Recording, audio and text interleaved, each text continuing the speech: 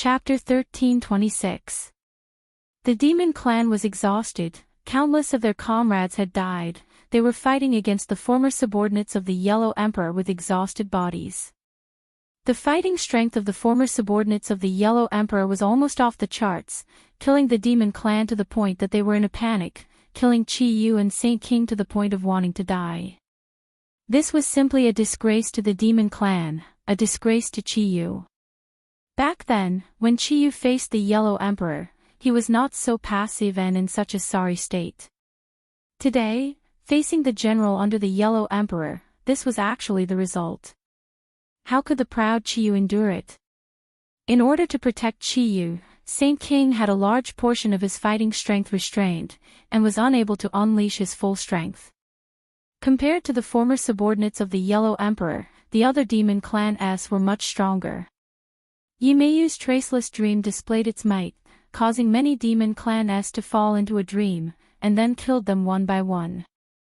Many of these demon clans had higher cultivation than her, but unfortunately, the traceless dream was too strange, causing them to be unable to guard against it. Even after that, they thought of ways to guard against it, but they did not succeed completely. After all, they were not like Tang Jing, who had another soul living in his body that could be awakened at the crucial moment. The reason why it was difficult to find a successor for the traceless dream was because this divine ability was too heaven-defying, to the point that the requirements for the successor were extremely harsh. It was simply abnormal. Yimeiyu's talent was extraordinary, and she actually met this condition, which was why she had her current achievements. Seeing the demon clans die under her hands, Yimeiyu's face glowed with pride. However, she knew that if not for her ruthlessness in killing her master at the crucial moment, she would definitely not have her current position in the former subordinates of the Yellow Emperor. She might just be the disciple of the Nightmare Lord, and could not be the head of the family. Therefore, she was very glad that she made the choice back then. Killing the Nightmare Lord was the wisest decision. As for whether this matter would be exposed, she was not worried at all. Tang Zheng had already revealed this matter to the former subordinates of the Yellow Emperor, but no one believed him. Perhaps, even if someone was suspicious, they wouldn't dare to do anything to her without real evidence. After all, her role in the Yellow Emperor's former subordinates was becoming more and more prominent, and her position was also getting higher and higher. The Yellow Emperor's former subordinates couldn't bear to lose her, the only person who could use the traceless dream spell, after losing Nightmare Lord. No matter what the former subordinates of the Yellow Emperor did, they could only endure without any clear evidence. Yimeiyu was not an idiot, so she thought everything through clearly. She was fearless, so when facing Lu Wuxin, she was no longer as cautious as before. Lu Wuxin had suffered a huge loss at the hands of Tang Jing, and the Heartless Willow was also destroyed. Her fighting strength was greatly reduced, so Yimeiyu was naturally no longer afraid of her. Therefore, among the former subordinates of the Yellow Emperor, the only person Yimeiyu feared was Mo Xia. Mo Xia was unfathomable, so she did not dare to act rashly. Yimeiyu killed a few more devils and looked at Lu Wuxin. As if their hearts were connected, Lu Wuxin also turned his head to look at her. When their eyes met, Yimeiyu did not hide her pride at all. It was obvious that she was provoking him. When Lu Wuxin saw this, he hated her from the bottom of his heart. He secretly regretted not seeing that Yimeiyu was such a person. But it was too late now. Ever since Yimeiyu's comprehension of the traceless dream spell had risen to another level, her cultivation had leaped by leaps and bounds. Lu Wuxin had been challenged by Yimeiyu everywhere. Her reputation as the strongest female general in the Yellow Emperor's former subordinates seemed to be in danger. If she had not recovered her former strength when the Yellow Emperor was revived, and Yimeiyu became more and more powerful, then Yimeiyu would very likely soar into the sky and take her place. This would definitely be a great disaster for Lu Wuxin. Although Mo Xia and Lu Wuxin were old acquaintances and comrades, he did not favor Lu Wuxin. In the ancient era, people respected the strong, and Mo Xia was no exception.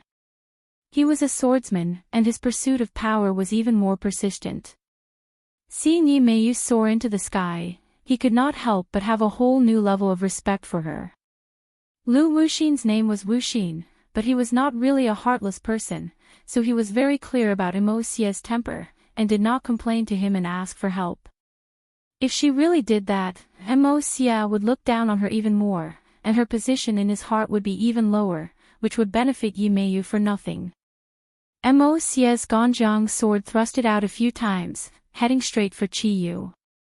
He had already attacked Qiyu time and time again. In fact, he knew that he could not kill Qiyu, but he did not stop. Because this could completely restrain Saint King's power. Saint King's cultivation was slightly higher than Mo Xie's. Mo Xie had gone through a lot of trouble to recover to the first stage of the Mahayana realm, and was not a match for Saint King at all. Therefore, he had no choice but to find another way to target Qiyu. The effect was amazing. Saint King was furious, but he could not do anything to Mo Xie. He could not abandon Qiyu and chase after Mo Xie, so Mo Xie used guerrilla warfare to distract him, causing him to almost collapse. Mo Xie, if you have the ability to fight me head-on, what kind of man are you? Saint King flew into a rage. Mo Xie was unmoved. No matter how unpleasant Saint King's words were, he would not be angry. You are an ancient person and your cultivation is inferior to mine, yet you use such despicable methods. This is simply a great disgrace. Saint King continued to attack with his words, trying to anger Mo Xie and make him change his strategy. Unfortunately, Mo Xie did not eat this at all. As an ancient person who had been famous for a long time, his cultivation was not as good as Saint King's. This was indeed not a glorious thing. But Mo Xie was not worried at all. This was because his cultivation recovered very quickly. Ever since he was resurrected, his cultivation had improved by 1,000 miles. Especially recently, it was like the speed of a rocket. This was all within his expectations. After some time, his cultivation would recover to its previous peak level. Then, it would be a piece of cake for him to deal with a saint monarch. It was precisely because he knew that this group of people recovered their cultivation quickly that he was determined to intercept and kill the demons halfway. Qiyu was the same as him, or even faster than him. Once he adapted to his new body and new environment, he would soar to the sky. At that time, Mo Xie would not be Qiyu's opponent at all. The only one who could contend against Qiyu would be the Yellow Emperor. This was equivalent to throwing a hot potato to the Yellow Emperor. As a subordinate, this was where Mo Xie was not competent. Of course, he did not want to leave the mess to the Yellow Emperor. He wanted to settle everything, and once the Yellow Emperor was resurrected, he would not have to worry about these messy things. Therefore, he was determined to win this battle. Not only did he want to annihilate the demons, he also wanted to take advantage of the fact that Qiyu had not recovered to kill him.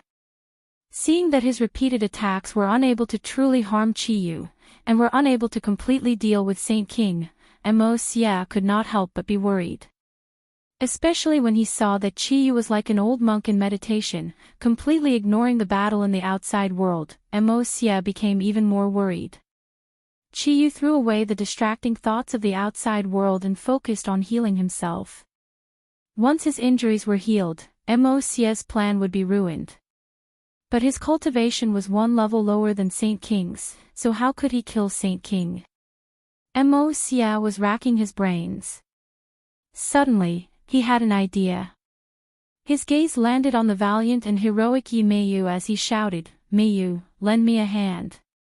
When Yi Meiyu heard this voice, she flew to Mo Xie's side as if she had been injected with chicken blood.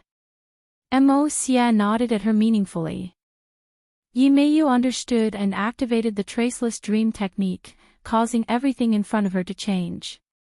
All of these changes were extremely subtle, without a trace, as if they were real. Saint King did not know at all, he had already prepared a new attack. The heaven-splitting axe fiercely attacked Mo Xie. They were cultivators, and their attacks did not have to be close. Therefore, even if they were far away, their attacks could still be fatal. Saint King was also flustered and exasperated. This attack had been brewing for a long time, and was extremely powerful. The heaven-splitting axe streaked across the sky and enveloped Mo. Mo raised his sword and tried to block it. A mantis trying to stop a chariot. Saint King said disdainfully. Just as the heaven-splitting axe was about to hit Mo, a loud shout exploded in Saint King's ears. Stop! Unknowingly, Chiyu stood up and stared at Saint King with vigor. That loud shout came from Chiyu's mouth. Saint King was overjoyed. Looking at Chiyu's aura, it was obvious that he had completely recovered. He immediately stopped the heaven-splitting axe in mid-air and cheered, "Ancestor, you have finished healing, congratulations, your subordinate is useless. I was unable to defeat these despicable Yellow Emperor's old subordinates." Chiyu's expression was unsettled, and said disdainfully, "These Yellow Emperor's old subordinates are truly despicable, now we are going to kill them all." Saint King beamed with joy, and nodded his head in agreement. "Ancestor, you are right, in front of you, they are nothing but clay chickens and pottery dogs, unable to withstand a single blow." Saint King was only focused on complimenting Chiyu, and did not notice that the corner of Mo's mouth curved into an unfathomable cold smile. "Chiyu, Saint King, who do you think you are, daring to challenge me? Now I will kill you and throw away your helmet and armor." Mo suddenly opened his mouth, spouting nonsense. Saint King and Chiyu flew into a rage, and attacked him at the same time. Saint King could not wait any longer, and rushed out first, roaring in exasperation, "You dare to be rude to Ancestor. Ancestor does not need to do anything, I can also kill you." Whoosh! Saint King's heaven-splitting axe immediately arrived above Mo's head. He looked down from above, and with the heaven-splitting axe in his hand, he really had the aura of splitting heaven and earth. Mo raised his sword, and just like before, he tried to block. Chiyu followed closely behind Saint King, and was only a step away. Suddenly, Chiyu made his move, and a cold light appeared in his hand. The cold light flew straight out, but it did not shoot towards Mo, and with a poof, it sank into Saint King's back. Ah! Saint King was ambushed, and let out a heart-wrenching scream. He turned around abruptly, but saw an unexpected face. Chiyu. It was actually Chiyu who attacked from behind, and gave him a fatal blow. That cold light had already penetrated his body, and injured his lungs. Saint King stared at Chiyu with mixed feelings, and asked, "Ancestor, what are you doing? Why are you doing this?" "Because you deserve to die." Chiyu suddenly sneered, and said murderously. Saint King's pupils shrank, and he stared straight at Chiyu, and shouted, "No, you are not Ancestor, you are not." Poof! Chapter 13:27. The Ganjiang sword pierced through Saint King's chest. Mo held the sword with both hands and smiled. Saint King's heart was pierced through and shattered by the powerful sword intent. However, Saint King was not dead yet. Instead, he turned his head and looked at Mo who was right in front of him, then looked at Chiyu and said in despair, "What is going on?" Chiyu suddenly opened his mouth and said disdainfully, "Haven't you heard of the Heart's Dream Traceless spell?" Heart's Dream Traceless. Saint King was at a loss. Nightmare had died a long time ago, so his divine ability had not been passed down. Of course, the demons did not know about a divine ability from tens of thousands of years ago. Saint King's attention was focused on Chiyu when Yumeyu used the Heart's Dream to kill the other opponents, so he did not notice any clues. In the end, he was finally tricked by Yumeyu. "Who the hell are you?" Saint King's mouth was already bleeding as he glared at Chiyu and asked. "Of course I'm Yumeyu." As if his vision blurred, Chiyu changed his appearance and became Yumeyu. Saint King's pupils constricted as he shouted hysterically, "You actually deceived my eyes."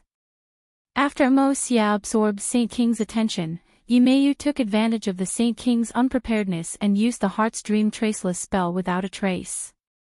Finally, she silently lured the Saint King into the dream. This time, it was very different from before. In the past, in the dreams that Yimeyu created, she was the only living being. No matter how many people or things there were, they were all illusions. This time, it was completely different. The Amos-Sia in the dream was real. This was the change brought about by Yimeyu's cultivation and attainments.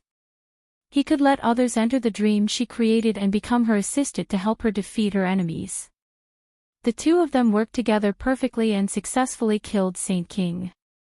Chiyu had been healing with his eyes closed. His eyelids only twitched slightly, but he did not say anything to stop them.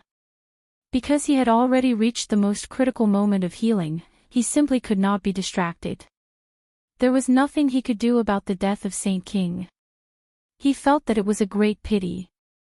After all, Saint King was a powerful assistant. It was a great loss for him to fall into the hands of the enemy. This thought flashed through Chiyu's mind, but it did not leave too deep of a shadow in his heart. Then, he put all his effort into healing his injuries. He knew that without Saint King's protection, Amos-Sia would definitely not let him go. In the face of death, his potential was completely stimulated, and his injuries healed very quickly. The life force in Saint King's eyes was rapidly depleting. He looked at Yimeyu unwillingly, spat out blood, and said hesitantly, "I, Saint King, have been unhindered for my entire life and have not died in heavens beyond. I never thought that I would be tricked by a little girl like you. This is a great humiliation, I can't die in peace." Yimeyu said proudly, "This should be your honor to die in my hands. Go to hell." Saint King suddenly had a flash of consciousness before his death, and suddenly exploded, breaking away from the Ganjiang sword. A strange scene appeared, not a single drop of blood fell to the ground, but all of it was absorbed by the Ganjiang sword.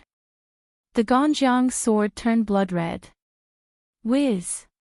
The heaven-splitting axe flew out from Saint King's hands and directly slashed towards Yimeyu. Yimeyu retreated in panic. With her strength, she was still unable to receive this attack. Although she could use her heart to enter the trap and deal with the Saint King. In terms of fighting strength, how could she be a match for the Saint King? Even if the Saint King was heavily injured, this attack that burned his life force could still kill her. She retreated in a hurry, but the attack of the heaven-splitting axe was even faster. It completely enveloped her, causing her to have nowhere to hide.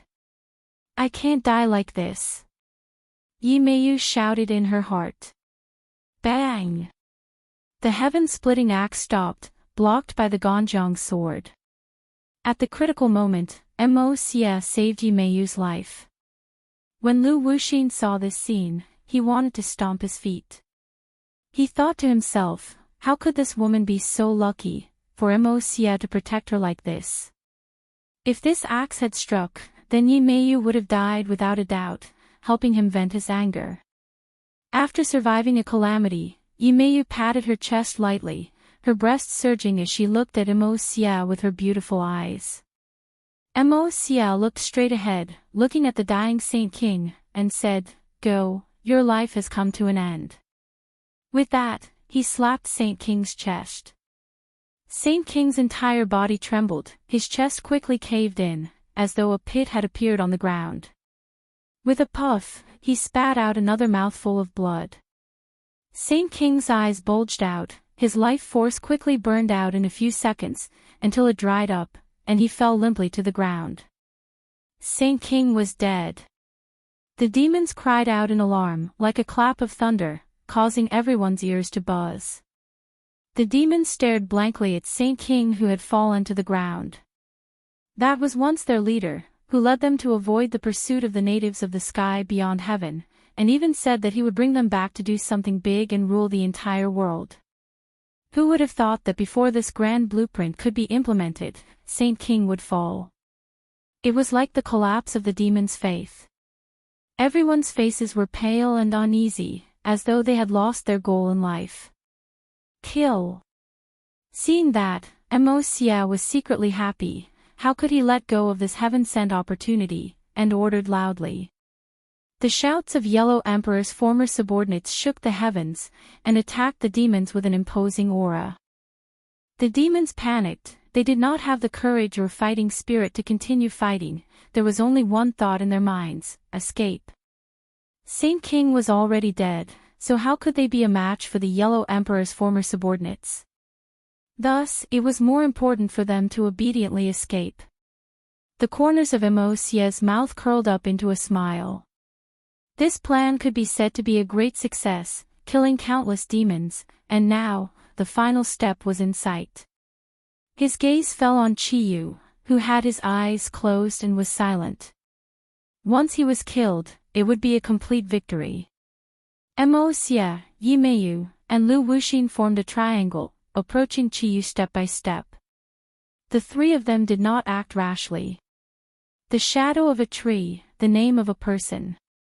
Chiyu's name was too frightening, and they did not dare to lower their guard. When the three of them were only a step away from Chiyu, they stopped at the same time, looked at each other, and understood the meaning in each other's eyes.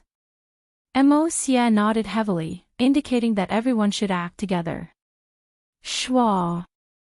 The attacks came together, from the three of them, towards Chiyu. Chiyu remained motionless, like an old monk in meditation. Seeing this, the three of them revealed a hint of joy. At the last moment, if Chiyu did not resist, then he would definitely die. Boom! With a loud sound, the attacks of the three of them hit the void, but did not land on Chiyu's body. A ray of light bloomed from Chiyu's body, completely blocking the attacks of the three of them. The three of them turned pale with shock. They looked at each other and saw the shock in each other's hearts. Wasn't Chiyu an arrow at the end of its flight? How could he still have such a strong self-defense ability? The combined attacks of the three of them did not have any effect at all. Emosia's mind raced, and he immediately determined the pros and cons. He immediately shouted, "Don't give up, continue to attack, we must kill him." Emosia had no way out. If they let Chiyu go this time, they would definitely be annihilated. After all, Saint King had died in their hands. Moreover, the strength displayed by the former subordinates of the Yellow Emperor must have left a deep impression on Chiyu. How could Chiyu let go of such a powerful enemy, an old enemy of tens of thousands of years? Either you die, or I die. This was the current situation between them. Kill. Emosia growled. The Gonjiang sword released a dazzling light. The sword spirit caused the war soul sword to tremble non-stop, buzzing, as if it was cheering. Gonjiang sword, you and I will fight side by side again. We must kill Chiyu. Emosia secretly said to himself. Shwa. The sword light rose, like a waterfall shooting out from the Gonjiang sword, piercing towards Chiyu. At the same time, Lu Wuxin also shook his magic treasure. It was a long whip, although it was not as powerful as the previous heartless willow, he had already adapted to it. Therefore, the long whip was like an extension of Lu Wuxin's arm, as if it was controlled by his arm, it fiercely attacked Chiyu. Yimeyu did not have a suitable magic treasure, so she simply slapped at the top of Chiyu's head, trying to gain the upper hand and give Chiyu a fatal blow. The attacks of the three could not be said to be weak, especially Emosia. The sword light of the Gonjiang sword seemed to have locked onto Chiyu. Not to mention that he did not move. Even if Chiyu moved, it would be difficult for him to effectively escape from the Gonjiang sword. Chiyu did not escape. The others had already fled far away. Chiyu was like a lonely person, extremely miserable and pitiful. No one pitied him. Suddenly, Chiyu quickly opened his eyes, as if a light was emitted from his pupils. His aura was completely different, as if he was a completely different person. Was it possible for a person to change so much in such a short period of time? Of course it was possible. Everything in front of him was the best proof. Without a doubt, this was definitely because Chi Yu had recovered from his injuries. Whiz! A sword lights soared into the sky. Clang! The two swords collided, causing sparks to fly. The War Soul sword and the Ganjiang sword clashed. The powerful sword Qi created two whirlwinds. The whirlwinds collided with each other, stirring up the air, as if the wind and clouds were surging. The difference in strength between Lu Wuxin and Yi Meiyu was too great. Before their attacks could reach Qi Yu, they were pushed back by the berserk aura. Their expressions changed drastically at the same time as they muttered to themselves, not knowing what to do. Qi Yu's injuries had healed, so should they fight or retreat? Since the two of them could kill the Saint King, then if the three of them worked together, would they be able to kill Qi Yu? This thought ignited in the hearts of the two of them. However, Mo Xia was not so optimistic in his heart. As the person involved, he knew the power of this sword strike the best. It was the power that came back from the Ganjiang sword that shook his soul, causing his arm to tremble and the Ganjiang sword to almost fly out of his hand. Kill! Mo Xia did not give up. Victory or defeat depended on this move. If he gave up, then Qi Yu would definitely chase after him relentlessly in the future, which was definitely not a good thing for them. It would be better to take a gamble. If they could kill Qi Yu, that would be the greatest victory. The moment the word kill was spoken, the Ganjiang sword turned blood red, as if it had been tempered in blood for a long time and had drunk its fill of human blood. Whoosh! Chapter 13:28. The sky was as red as blood, and the slash of the Ganjiang sword contained boundless power. Qi Yu casually raised the War Soul sword. The sword light expanded like the light of the sun and moon, completely covering the bloody light of the Ganjiang sword. The others closed their eyes one after another, shocked by this scene to the point that their minds were shaken. Run! An earth-shattering roar came out from the sword light, panicking. Everyone could tell that it was Mo Xia's voice. The fact that he shouted the word run so urgently was enough to explain everything. He was not a match for Qi Yu, and was even far from it. Many people were stunned. They never thought that Mo Xia would be so weak, losing in just a few moves, and even telling everyone to flee. This was too embarrassing. Use your heart's dream traceless technique. Lu Wuxin did not escape, but instead urged Yi Meiyu. At the critical moment, Yi Meiyu did not get angry with Lu Wuxin. Instead, she quickly activated the innate qi and used the heart's dream traceless technique. However, he heard Qi Yu say disdainfully, "Heart's dream traceless, you want to deal with me with such a small trick? You're asking for humiliation. If Nightmare were here, he might be able to threaten me a little. You're too inexperienced." As soon as he finished speaking, he did not see any movement. Yi Meiyu suddenly bent down and spat out a mouthful of blood. Her spell had failed. In front of Qi Yu, her heart's dream traceless technique, which had always been unobstructed, had actually failed. It was even more thorough than when she was facing Tang Zheng. Yi Meiyu's heart was filled with unwillingness, but she did not dare to stay any longer. She turned around and fled as fast as she could. Seeing that, the other former subordinates of the Yellow Emperor all woke up from their stupor and ran for their lives, just like the demon clan just now. When the demon clan who had already fled for a distance saw this scene, they immediately stopped in their tracks. They heard an excited voice shouting, "The ancestor has shown his might. Brothers, kill them all. Kill these damned fellows." The exhausted demon clan regained their vitality and turned around to charge forward with high fighting spirit.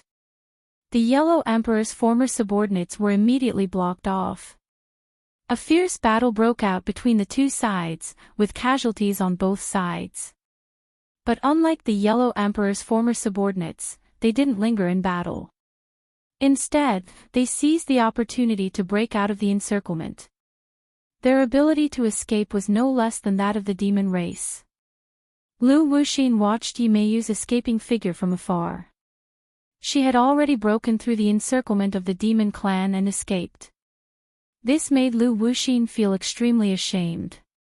He spat out a mouthful of saliva and said with disdain, "Deserters, you don't even have the courage to fight, and you even abandoned your own comrades." The sword light was still very bright. Lu Wuxin couldn't see Qi Yu and Imo Xia in it. She was very anxious about Imo Xia. In the end, she didn't listen to Imo Xia's advice. She shook her wrist and the whip flickered. Boom! Boom! The long whip struck the sword light again and again. However, the sword light did not even tremble in the slightest. On the contrary, the long whip fell down in a disorderly manner. It was actually twisted into several pieces by the sword light, and was completely scrapped. Bang! At this moment, the sword light exploded. Countless sword lights were like flying knives and hidden weapons, whooshing and whooshing, hitting many of the Yellow Emperor's former subordinates. Screams rose and fell one after another, but they stopped abruptly. In an instant, the sword light reaped the lives of many of the Yellow Emperor's former subordinates. But there was nothing they could do. The sword light dissipated, and a figure flew out in a sorry state. It was Imo Xia. Her hair was disheveled, and she didn't have the calmness of having extra money. Run! Imo Xia once again hysterically commanded loudly. Then, she didn't care about anyone else and, like a stray dog, fled as fast as she could. Lu Wuxin's long whip had just been destroyed. Seeing this scene at close range, the shock in her heart could be imagined. She finally realized that this wasn't something that they could fight against. She panicked and couldn't help but envy Yimeyu. She had become a deserter in such a timely manner. She must have escaped to a safe place. She tapped the ground with the tip of her foot, and her burly body flew backwards. However, a large hand reached out and grabbed Lu Wuxin. Lu Wuxin's heart trembled as she shouted, "Let go of me." His palm flew out in an attempt to make Qi Yu let go. Ka-cha! Lu Wuxin's palm struck Qi Yu's fist, as if it had struck a meteorite from outer space. Lu Wuxin's fist immediately shattered, and even his joints and bones were shattered. Lu Wuxin cursed inwardly and tried to escape again, but Qi Yu grabbed onto Lu Wuxin's hand. Bang! Immediately, Lu Wuxin was like a meteor hammer that was ruthlessly smashed onto the ground by Qi Yu. His head was bleeding, and he was in a sorry state. Lu Wuxin's body and mind were greatly shaken, and his injuries were extremely severe. She struggled to get up, as if she wanted to escape from this hellish place. However, Qi Yu raised his hand again, and from top to bottom, he ruthlessly smashed it on the ground. Bang! Like a ripe watermelon exploding, Lu Wuxin's head was the first to hit the ground. She did not cultivate the chaotic Vidra spell, so her body was not that strong. The strength of this slap could be said to be terrifying. Lu Wuxin's head was also like a watermelon, directly exploding into pieces, and not a single part of it was intact. Lu Wuxin was dead. The female general that the Yellow Emperor valued the most was actually so weak after tens of thousands of years, instantly killed by the enemy. This was indeed an instant kill. Qi Yu had only attacked a few times, and Lu Wuxin had died so thoroughly that even his corpse could not be preserved. A firefly dares to compete with the sun and moon. Qi Yu said disdainfully. Qi Yu stepped over Lu Wuxin's corpse, and his gaze immediately locked onto the Yellow Emperor's old subordinates who were frantically fleeing. Demons, listen to my order. Kill all of the Yellow Emperor's old subordinates, and I will reward you handsomely. Qi Yu ordered, and a large number of people responded. The demons were finally able to hold their heads high. Without the Saint King as their backbone, they now had an even more unbreakable backbone, Qi Yu. No matter what order Qi Yu gave, the demons immediately carried it out without hesitation. For example, the demons formed groups of 3 to 5, like a large net, and immediately stopped the fleeing Yellow Emperor's old subordinates. The roles of each side were completely reversed, and it was too dramatic. But the brutality of the battle was unbearable to watch. Mo Xia did not have time to save all of his people. Taking advantage of the battle between Qi Yu and Lu Wuxin, he hurriedly fled into the distance, not caring about Lu Wuxin who had already fallen into Qi Yu's hands. In the end, Mo Xia turned to look at Lu Wuxin, who was about to lose his life, and then decisively fled. Bang! The muffled sound caused Mo Xia's heart to tremble. He did not even turn his head to look, because he knew that Lu Wuxin's fate was already sealed. Most of the Yellow Emperor's old subordinates had escaped, and only a small number of shrimp soldiers and crab generals were left. They were simply not enough to stop the demon's advance. They also wanted to escape, but they were surrounded by the demons and could not escape at all. The demons swept away the previous haze and worked together to kill the remaining Yellow Emperor's old subordinates. Qi Yu did not make a move.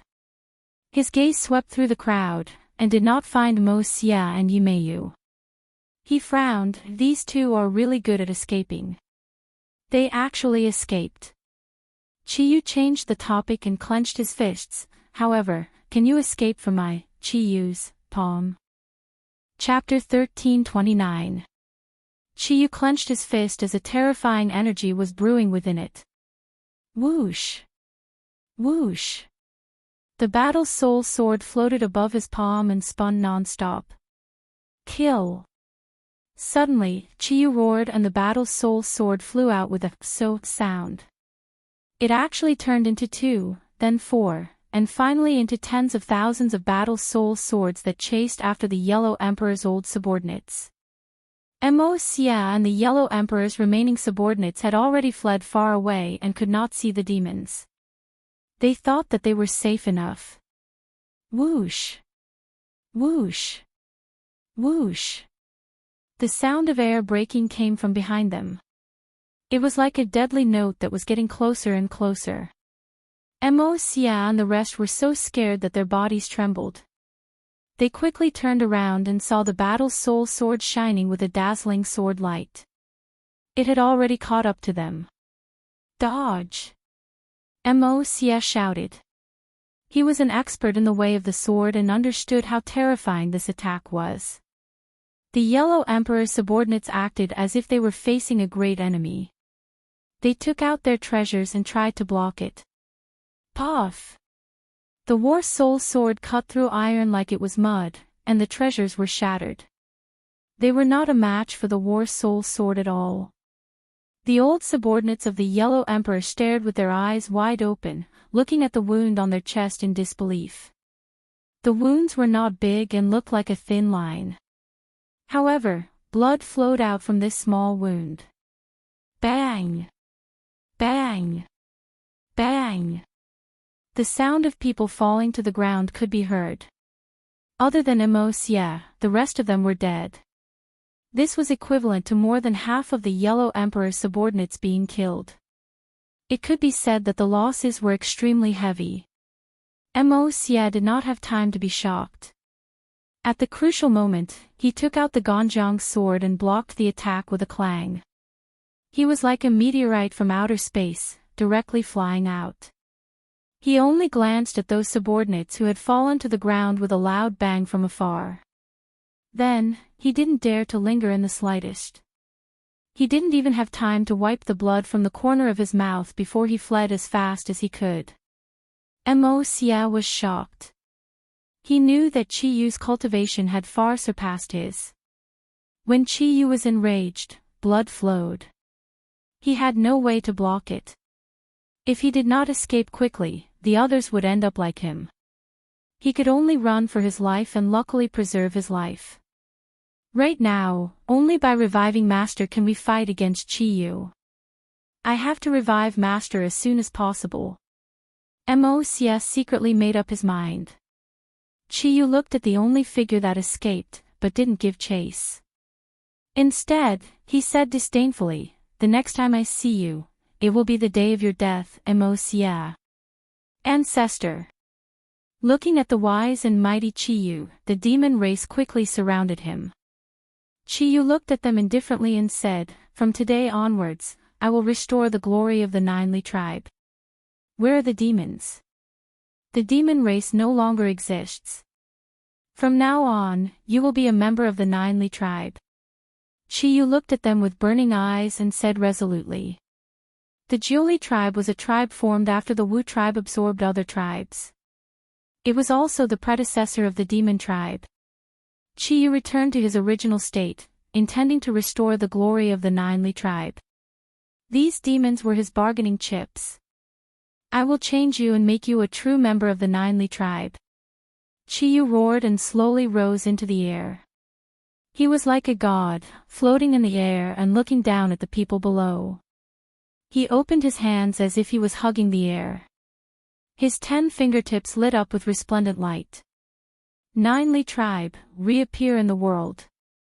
Qiyu roared and the light on his fingertips grew. In the end, it flew out from his fingertips and fell on the crowd like a heavy downpour. These beams of light silently merged into their foreheads. These people trembled, and gradually, their spirit, qi, and spirit were experiencing tremendous changes. In the end, a ray of light rushed out from their glabella and turned into an ancient symbol. Everyone raised their heads and looked at Qiyu with a different gaze. "Master!" Everyone shouted in unison. There was no such thing as an ancestor. From today onwards, Qiyu was their master. Qiyu had awakened their Ninely bloodline and made everyone submit to him. However, this method could not be used on the Wu tribe. This was because he could not control the bloodline of the Wu tribe. Only the bloodline of the Ninely tribe that had grown stronger could be controlled by him. Back then, Qiyu wanted to strengthen the Ninely tribe, so he used a great divine ability and added a spell into their bloodline. This spell could be passed down in the bloodline and would never lose its effect. When he needed it, as long as he awakened this bloodline, all the Ninely tribe would have to take revenge on him. No one would question his orders. This required his cultivation to reach a certain level before he could use this divine ability. Previously, his cultivation was not high enough, so he could only rely on his identity as an ancestor to lead these people. Now, he was not satisfied with his identity as an ancestor. He needed greater authority, and that was the Ninely bloodline. These people were no longer demons. After activating the bloodline of the Ninely tribe, they had become the true Ninely tribe. They would only listen to Qiyu's orders. Whether it was a mountain of swords or a sea of flames, they would carry out his orders without hesitation. They would not give him any discount. Qiyu looked at his high-spirited subordinates with satisfaction and said, "Tang Zheng, you went against me and ruined my plan. If I don't kill you, others will think that I, Qiyu, am a pushover. Let's go back to the base camp." Qiyu led his men back to the base camp. From afar, he saw that the base camp was in a mess. His men were either dead or injured. Qiyu flew into a rage. After his subordinates reported in detail, he understood that this was Tang Zheng's doing. Qiyu's eyes were about to spit fire. The others were also filled with righteous indignation. They were eager to try and immediately cut Tang Zheng into 8 pieces. "Everyone, listen to my orders. Heal your injuries and recuperate here. 10 days later, we will flatten the capital and kill Tang Zheng." Qiyu became unbridled and fearless. Hearing this, everyone cheered thunderously. Capital.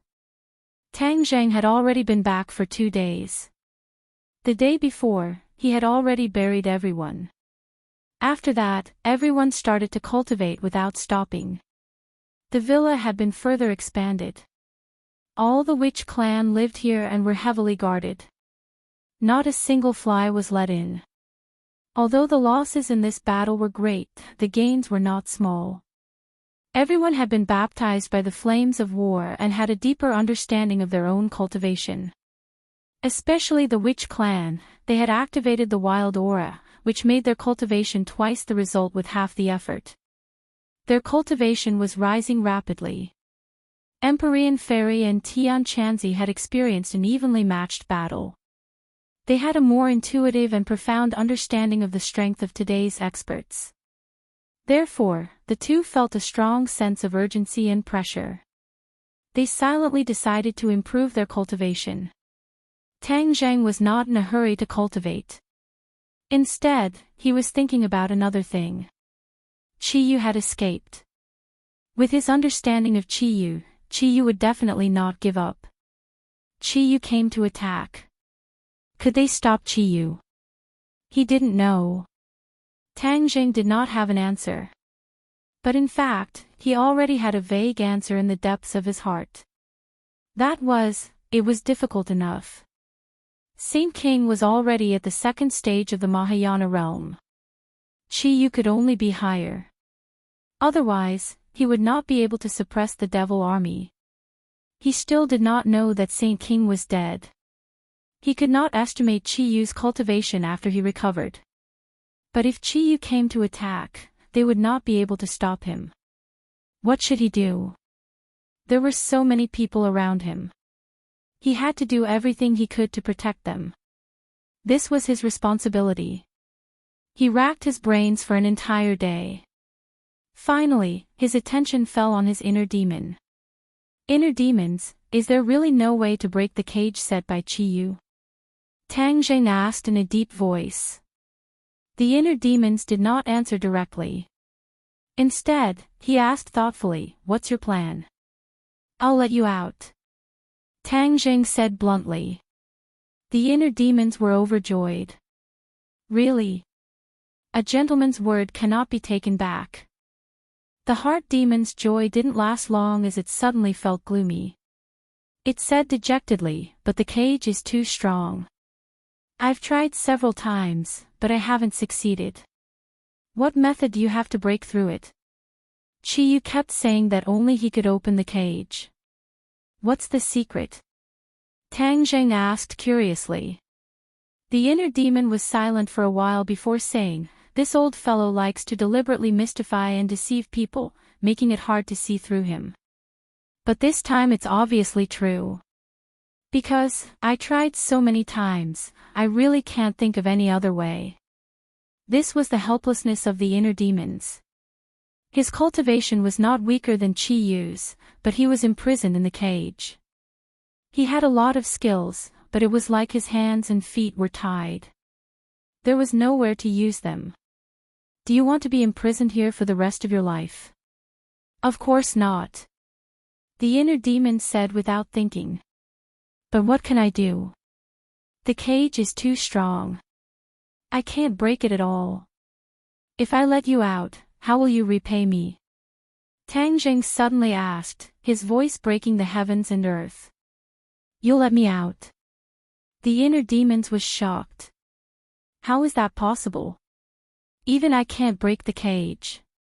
How can you do it with your little cultivation?" Hearing his undisguised distrust, Tang Zheng was not angry. Instead, he was happy. The more the inner demons did not believe him, the more he could use his mentality to gain more bargaining chips. "Don't worry about what method I use. I just want to know how you'll repay me," Tang Zheng persistently asked. The inner demons laughed. He did not believe Tang Zheng at all. He said casually, "If you really let me out, no matter what you want, I'll agree." Suddenly, he changed the topic. "But don't expect me to be like the witch tribe and submit to you wholeheartedly." The inner demons, did not submit to either Qi Yu or the Yellow Emperor tens of thousands of years ago. After tens of thousands of years have passed, I will not submit to a brat like you. The inner demons was still very cautious. He did not rush to sell himself out. Tang Zheng did not expect the inner demons to submit to him. After all, he had confronted Qi Yu and the Yellow Emperor. In the end, he would rather be suppressed than submit to anyone. How could he be willing to submit to him? Tang Zheng did not think so highly of himself. He said calmly, "What kind of person do you think I am? What kind of person are you? How can I ask you to submit to me? I don't have such a big appetite." The inner demon said proudly, "It's good that you know this. Then what do you want? Chapter 1330. The inner demons laughed wildly and looked at Tang Jing with interest, saying, "You really want to raise this condition? Let me remind you, there is no chance for you to go back on your word." Tang Jing nodded and said, "Of course I won't go back on my word. You just need to tell me if you agree or not." "Why wouldn't I agree?" The inner demons laughed mockingly. "It's just a pity that your wishful thinking didn't work out. Your painstaking efforts will go to waste." Tang Jing was unmoved and said calmly, "You don't have to worry about that." "Okay, then I agree. Now can you tell me how to help me break the confinement?" The inner demons asked lazily, not holding any hope at all. It was just a routine question. "Do you still remember Chi Yu's heart blood?" Tang Jing asked. "Of course I remember. Isn't it in Chi Yu's heart? What does that have to do with it?" The inner demons asked in confusion.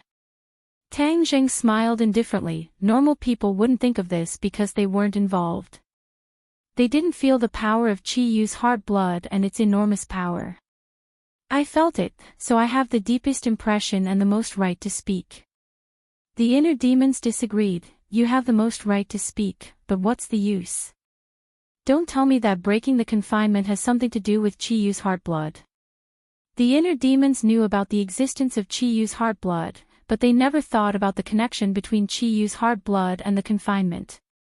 Even Tang Jing had never thought about this connection. It was a sudden thought. Although he hadn't tested it, he still had a glimmer of hope in his heart. What if it succeeded? He would treat it as a last resort.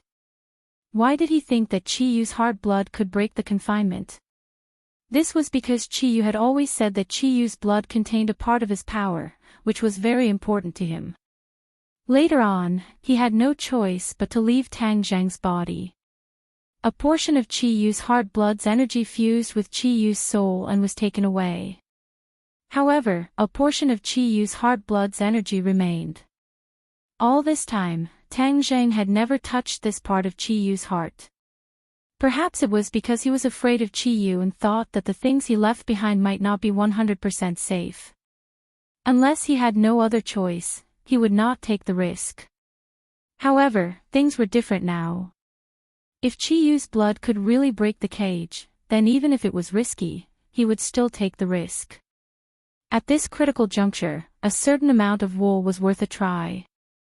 Since Chi Yu's heart blood contained a portion of Chi Yu's power, then would this portion of power be able to break through the cage? This was what he had guessed on the spot from Chi Yu's solemn attitude and tone. Tang Jing spoke tirelessly and told them his deduction. The inner demons did not say a word, as if they were shocked by these words. Tang Jing couldn't help but feel a bit proud. He asked with a smile, "Now you know that I didn't lie to you, right?" The inner demons suddenly froze and said unhappily, "Isn't this called lying?" "You brat, you're just making fun of me." Tang Jing helplessly rolled his eyes. "Do you think I'm that bored?" "You are that bored." The inner demon said without hesitation. Chi Yu's heart blood does contain Chi Yu's power, but the confinement was created by Chi Yu using a special ability. It requires a corresponding ability to break through. You're just saying that Chi Yu's heart blood can break through the confinement. Don't you think it's too simple and too childish? In the face of the inner demon's barrage of questions, Tang Jing did not panic. Instead, he asked with a smile, "Do you trust Chi Yu that much? He's an enemy. Do you not discount his words completely? What can I do if I don't trust him?" The inner demons asked. "In any case, I don't trust Chi Yu that much. Nothing is absolute. There's always a way." Tang Jing was full of confidence. The inner demons did not know whether to laugh or cry. In the end, he said unhappily, "All right, since you're so confident, then I'll wait and see." Tang Jing did not say anything else. He calmed his mind and focused all his attention on Chi Yu's heart. He had absorbed Chi Yu's heart blood before, so he was familiar with it. However, this time was different. He did not want to use Chi Yu's heart blood to break through the confinement. He did not want to absorb it for his own use. When he urged his power, Chi Yu's heart beat faster. In a trance, the scene in front of him suddenly changed. Tang Jing came to a blood-red world, a world that was both familiar and strange. He did not panic. Last time, when the demons activated the Jiuli's soul transfer formation, Tang Jing, Chi Yu, and the inner demon's consciousness had entered this world. This was the world in Chi Yu's heart. Tang Jing immediately saw a man with a white face and no beard. He looked like a scholar. It was the famous inner demons. This was the inner demon's body. However, the inner demons were imprisoned in a confinement. In this blood-red world, this confinement was particularly different. Traces of light flowed in the confinement. The inner demons had tried to break through many times, but they were all blocked. He was completely exhausted. In the end, he gave up all hope and didn't try any further. The inner demons looked at Tang Jing and said, "Quickly begin. I also want to see the result." In fact, the inner demons was very conflicted. He hoped that Tang Jing would succeed, but he judged that it was absolutely impossible. This was a very contradictory matter. Tang Jing nodded slightly. His hands reached into the void and urged his power. True Qi flowed out from his palms. Whoosh whoosh. The wind blew. A strange wind spread out from his palms and then engulfed the entire blood-red world. This wind quickly flew back from all directions and fell into Tang Jing's palms. The wind gathered in his palms and a dot of red appeared in his palms. After a while, the wind stopped. A drop of extremely bright blood appeared in his palms. It was sparkling and translucent and rolled in his palms. This was the blood he had extracted from Chi Yu's heart blood and absorbed into his palms. Although the inner demons were also trapped in Chi Yu's heart, they could not do this. This was because Tang Jing was now the master of Chi Yu's heart. Therefore, he could do this as he pleased. The inner demons stared at Chi Yu's heart blood. Their usually calm expressions became excited. Tang Jing's lips curled into a smile. How could he not know the inner demon's thoughts? He pushed his hands forward and Chi Yu's heart blood rolled out from his palms. Whoosh! Chi Yu's heart blood flew toward the confinement. The inner demons immediately held their breaths. They were unwilling to look away from Chi Yu's heart blood. It's close. Chi Yu's heart blood is close. The inner demons secretly shouted. Tang Jing also stared at Chi Yu's heart blood with full concentration. Finally. Paw! Chi Yu's heart blood was poured into the confinement. The flowing light on the confinement immediately came to life. It was suffused with a myriad of colors and was exceptionally brilliant. However, the heart blood did not fall from the confinement. Instead, it stuck closely to the confinement. Moreover, there seemed to be a force driving it, allowing it to freely move around the confinement. Chapter 1331. Chi Yu's blood flowed through the confinement, leaving behind a smear of red wherever it passed. When Chi Yu's blood flowed through the entire confinement, the light of the confinement was completely covered and turned blood red. Step back. Tang Jing sensed something and reminded them loudly. The inner demons quickly retreated to the middle of the confinement, distancing themselves from the fences on all sides. Bang! With a loud explosion, the confinement exploded. The seemingly indestructible fences were torn apart, turning into blood-red spots of light. Finally, they disappeared. The inner demons looked at this scene in disbelief. He never thought it would be so simple. He had worked so hard and tried so many times, but it was all to no avail. Tang Jing used a drop of Chi Yu's blood to break the confinement. The contrast was too strong. It made him feel like he was in a trance, and all sorts of feelings welled up in his heart. Tang Jing's eyebrows also curved into a smile. He never would have thought that he would succeed on his first try. Therefore, it was not that it was impossible, but that he could not think of it. Once he thought of something and followed it, he might be able to reap some benefits. Qiyu probably never dreamed that Tang Zheng would think of using Qiyu's blood to break the confinement. After all, Qiyu's blood was incomparably precious, and every bit used was a little less. Even a drop of Qiyu's blood contained endless power. The inner demons raised his foot and took a step forward. There was no movement.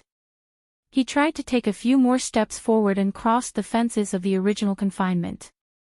There was still no reaction. The ecstasy in the inner demon's eyes was like fireworks. They immediately exploded and cheered. It's really a success. The confinement is really gone. It was no wonder that he was so excited. After all, he had been suppressed in that huge bronze coffin for tens of thousands of years and had not seen the light of day. Every minute he lived in that kind of life was not a pleasure, but a torture. Later, he finally escaped from the bronze coffin, but he still did not regain his freedom. He was trapped in Qiyu's heart with Qiyu. In the end, he was even trapped in a cage by Qiyu, which made him even more sullen. He had long wanted to break out of this cage and soar into the sky. But the reality of the situation made him despair. He raised his head and stared at Tang Zheng with burning eyes. "We did it." Tang Zheng nodded solemnly and said, "That's right." It seems that Qiyu's words can't be completely trusted. What he said about him being the only one who can break the confinement, it seems that he was just bluffing. The inner demon shook his head and sighed. "I'm not bluffing.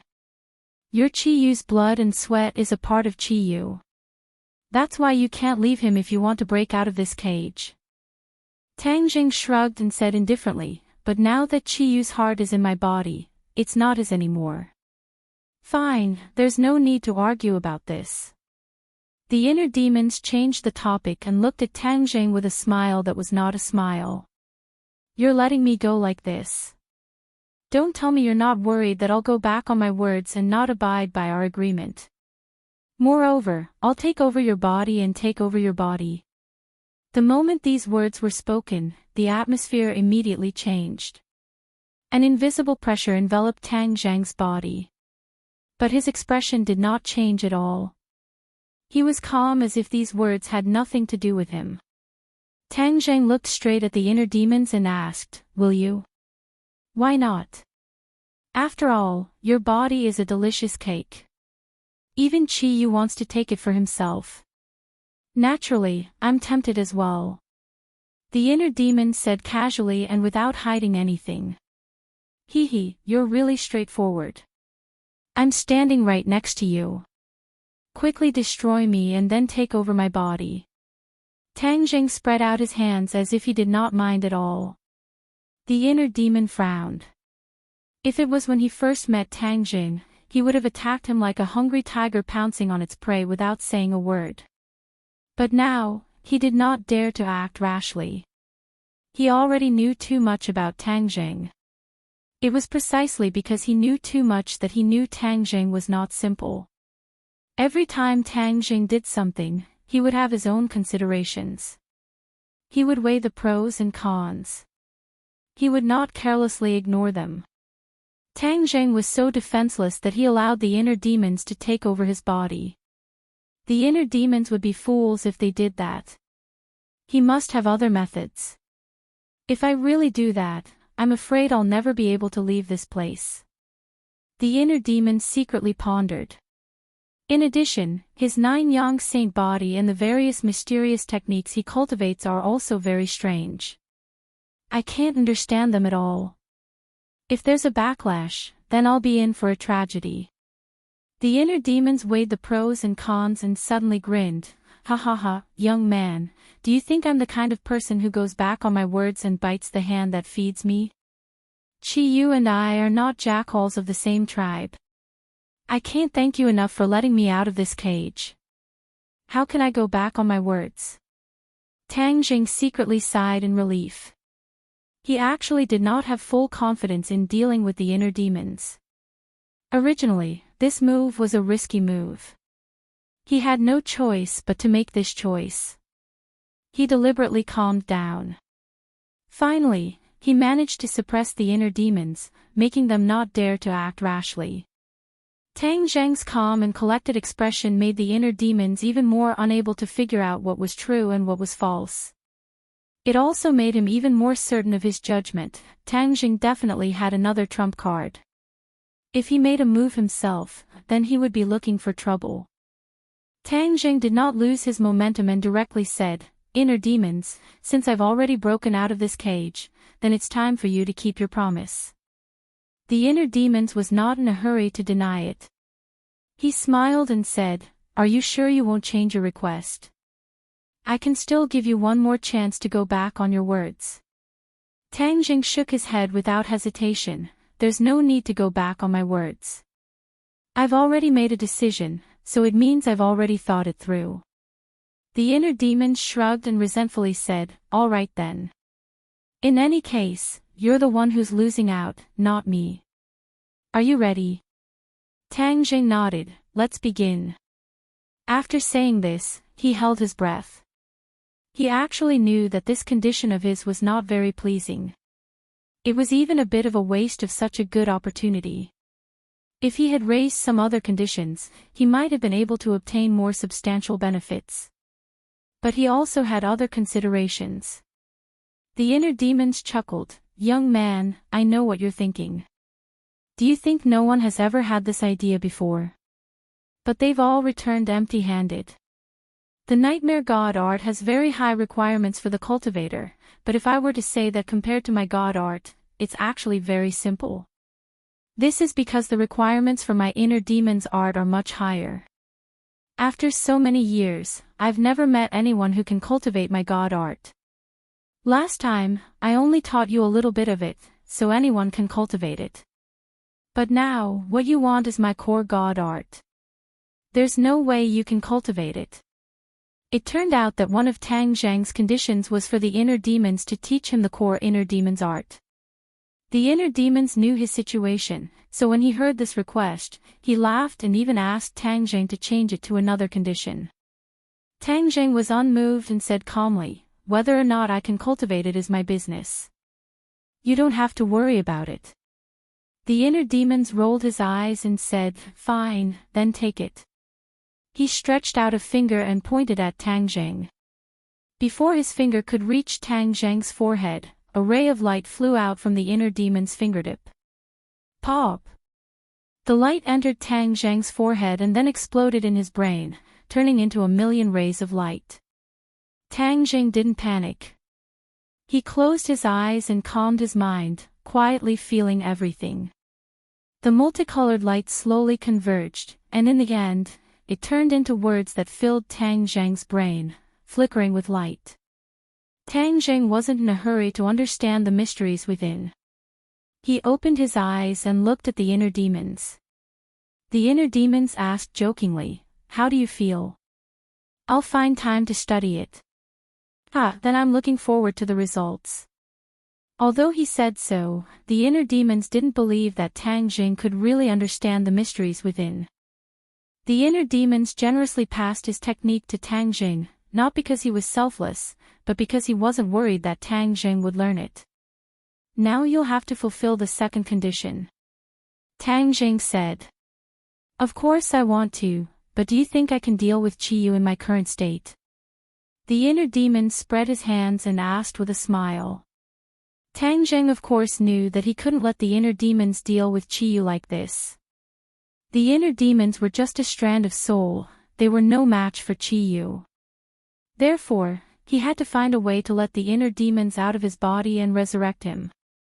Without the cage, the inner demons could be freely resurrected, but how to resurrect them was a key problem.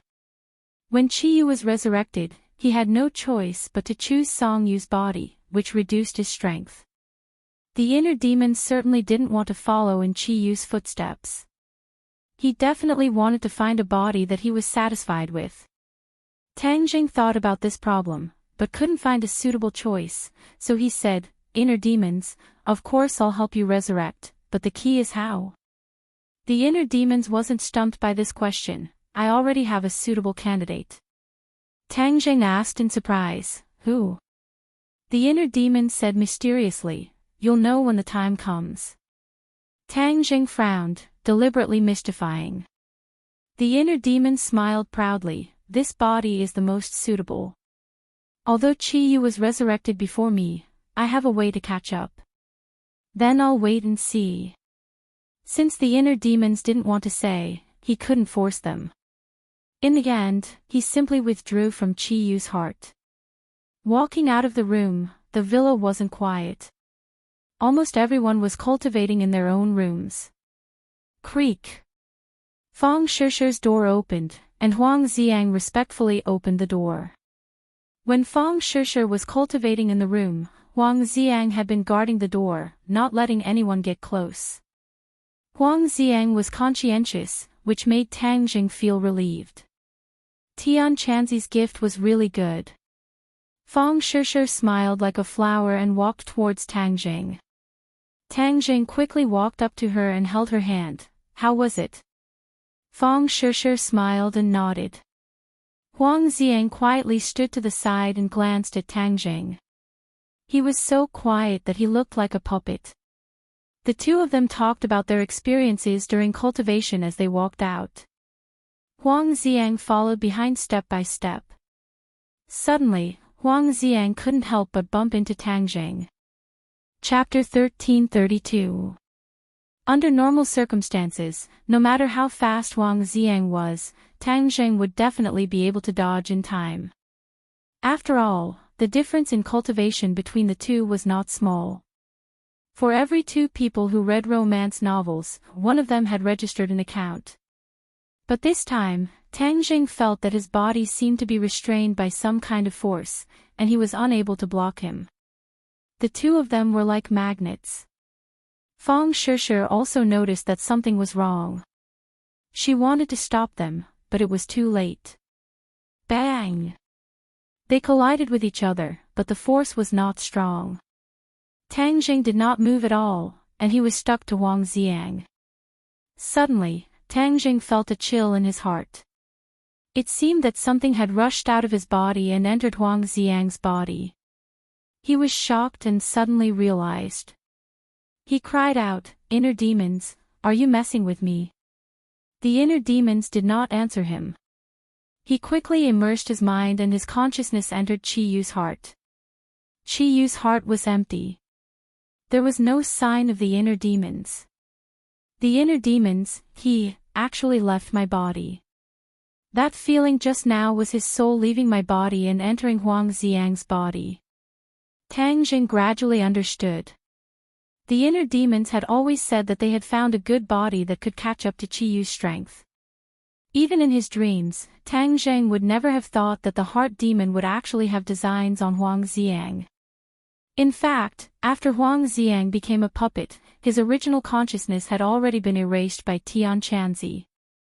In other words, Huang Xiang was already dead. This body was just an empty shell, and only the most instinctive consciousness was left. This allowed him to cultivate without any distractions, and his speed improved by leaps and bounds. Huang Xiang was an ownerless body, and his cultivation had advanced by leaps and bounds to the soul formation realm. The inner demons indeed had a good eye for choosing him. However, this way, Fang Shishi would lose a responsible bodyguard. Tang Jing was indignant. No wonder the inner demons were deliberately mystifying things. He was worried that if he told the truth, Tang Jing would interfere and prevent him from fusing with Huang Xiang's body. In fact, it was not difficult to achieve this. As long as the two were not in close contact, the inner demons would not be able to succeed. Just now, the two of them were very close to each other, so the inner demons cast a spell to make the two of them close together quickly, and he succeeded. Tang Jing took a step back, while Huang Xiang stood in his original position. His originally infatuated expression changed, and traces of spirit energy were emitted from his eyes. "Inner demons, have you gotten what you wanted?" Tang Jing asked impatiently. The inner demons did not answer. Fang Shishi was surprised and asked, "What's going on?" Tang Jing sighed and said, "Shishi, I'm afraid you won't have a bodyguard in the future. Fang Shishir looked left and right, but did not understand what was going on. Ha ha ha, suddenly, a loud laughter came from Huang Xiang's mouth. This laughter was very bold and full of dominance, making people who heard it uncontrollably swayed. As if it had magical powers. Fang Shishir quickly covered her ears and looked at Huang Xiang with a frown. Her eyes were full of curiosity and unfamiliarity. She knew Huang Xiang well enough. After all, she was his master. But this time, she found Huang Xiang to be so unfamiliar. You. What's wrong? She thought that something bad happened to Huang Xiang and asked with concern. Tang Jing immediately protected Fang Shishir behind him and used his secret technique to counteract the magic of the laughter. But in the villa area, everyone was alarmed by this laughter. Bang bang bang. All the doors of the villa were pushed open and one by one, strong figures rushed out from the door. So, the figures flew in all directions, and in the blink of an eye, they arrived beside the few people. At the same time, the witch clan guards outside the villa also rushed in, as if they were facing a great enemy. The reason why everyone had such a big reaction was because they were shocked by this laughter. The layman watched the show, while the expert watched the skill. These people were not ordinary people, so they could hear the extraordinariness of this laughter. They understood that the person who could make this kind of laughter was definitely not an ordinary person. Everyone surrounded him so tightly that not even a drop of water could trickle through as they stared at Huang Xiang and then at Tang Jing, not understanding what was going on. Tang Zhang's expression was cold, and said, "Inner demons, stop laughing." The laughter suddenly stopped, and a sharp gaze looked at Tang Jing, then swept across the crowd, full of condescension and disdain. Everyone felt as if there was a knife on their back, and they were all a little uncomfortable under this gaze. But their expressions were even more puzzled, especially when Tian Chanzi shouted, "Huang Xiang, what the hell are you doing?" The inner demons looked at Tian Chanzi with a smile, and said, "From now on, there is no Huang Xiang in this world, only me, the inner demons." Who are the inner demons? Someone asked one after another. Everyone did not know much about the inner demons, and Tang Jing did not say much before, so they could not help but look at him in confusion. But Tian Chanzi and the Empyrean Fairy had a deep impression of the battle in the 100,000 Mountains, especially the giant bronze coffin. Memories came flooding in like a tide, causing their nerves to immediately tense up. The inner demons have been resurrected. The two muttered to themselves, and their expressions were quite unnatural. This was especially true for Tian Chanzi, who had been possessed by a strand of the Yellow Emperor's soul and confronted the inner demons. During that battle, Tian Chanzi's body was almost completely controlled by the Yellow Emperor's soul. Tang Zheng had once mentioned the inner demons to the two, but it was only an understatement. When the two heard that the inner demons were imprisoned in a cage, they did not pay too much attention to it. They thought that the inner demons would definitely never see the light of day again. After all, Chiyu had solemnly vowed that no one but him could open the cage, and Chiyu would not be so kind as to return to Chiyu's heart to open the cage. But they never would have thought that things would not develop as they expected. Of course I've been resurrected. From now on, I'm free to roam the world, and no one will ever be able to trap me again, the inner demon said loudly, high-spirited.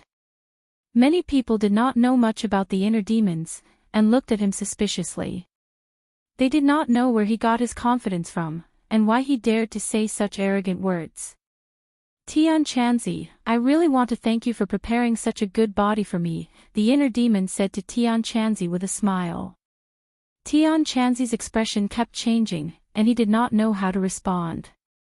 Seeing that everyone was on guard, the inner demons moved his muscles and bones, making crackling sounds. Many people were frightened, and they were ready to attack. The inner demon shook his head and sighed, "Don't even think about attacking me. You guys are not my match at all." Many people showed a doubtful expression, and it was obvious that they did not believe his words. But no one acted rashly, and they all looked at Tang Zheng.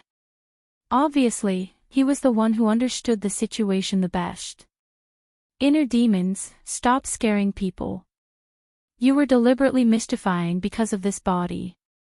Now that you've succeeded, it's time to fulfill your promise. Tang Zheng quickly adjusted his attitude. Things had already come to this, and there was no way he could change it. In fact, this was not a big loss to him, except that Fang Shishir had one less bodyguard. Comparing this bodyguard to the inner demons, it was obvious who was more useful. Therefore, the inner demon's resurrection was more important to him, and could help him block the threat from Qi Yu. When the others heard the word promise, they knew that there must be some agreement between them. The Empyrean fairy could not wait to ask, what promise? The inner demons will block Qi Yu's attack for us. Hearing this, everyone was overjoyed, especially those who knew the strength of the inner demons. It was as if they had seen the dawn of hope, and their eyes were full of splendor. Everyone knew very well that after the Battle of Mount Tai, the demon race was defeated, and a large part of the reason was that Qi Yu was injured and could not use his strength. But once he fully recovered, he would definitely find a way to get revenge. After all, the Battle of Mount Tai ruined the plan of the Wildlands, which was one of Qi Yu's major plans. Now, Qi Yu must be furious. Tang Zheng knew Qi Yu well, so he also knew that Qi Yu would not let this go. He was in the light, and Qi Yu was in the dark. Besides consolidating his strength, there was no other way to avoid this revenge.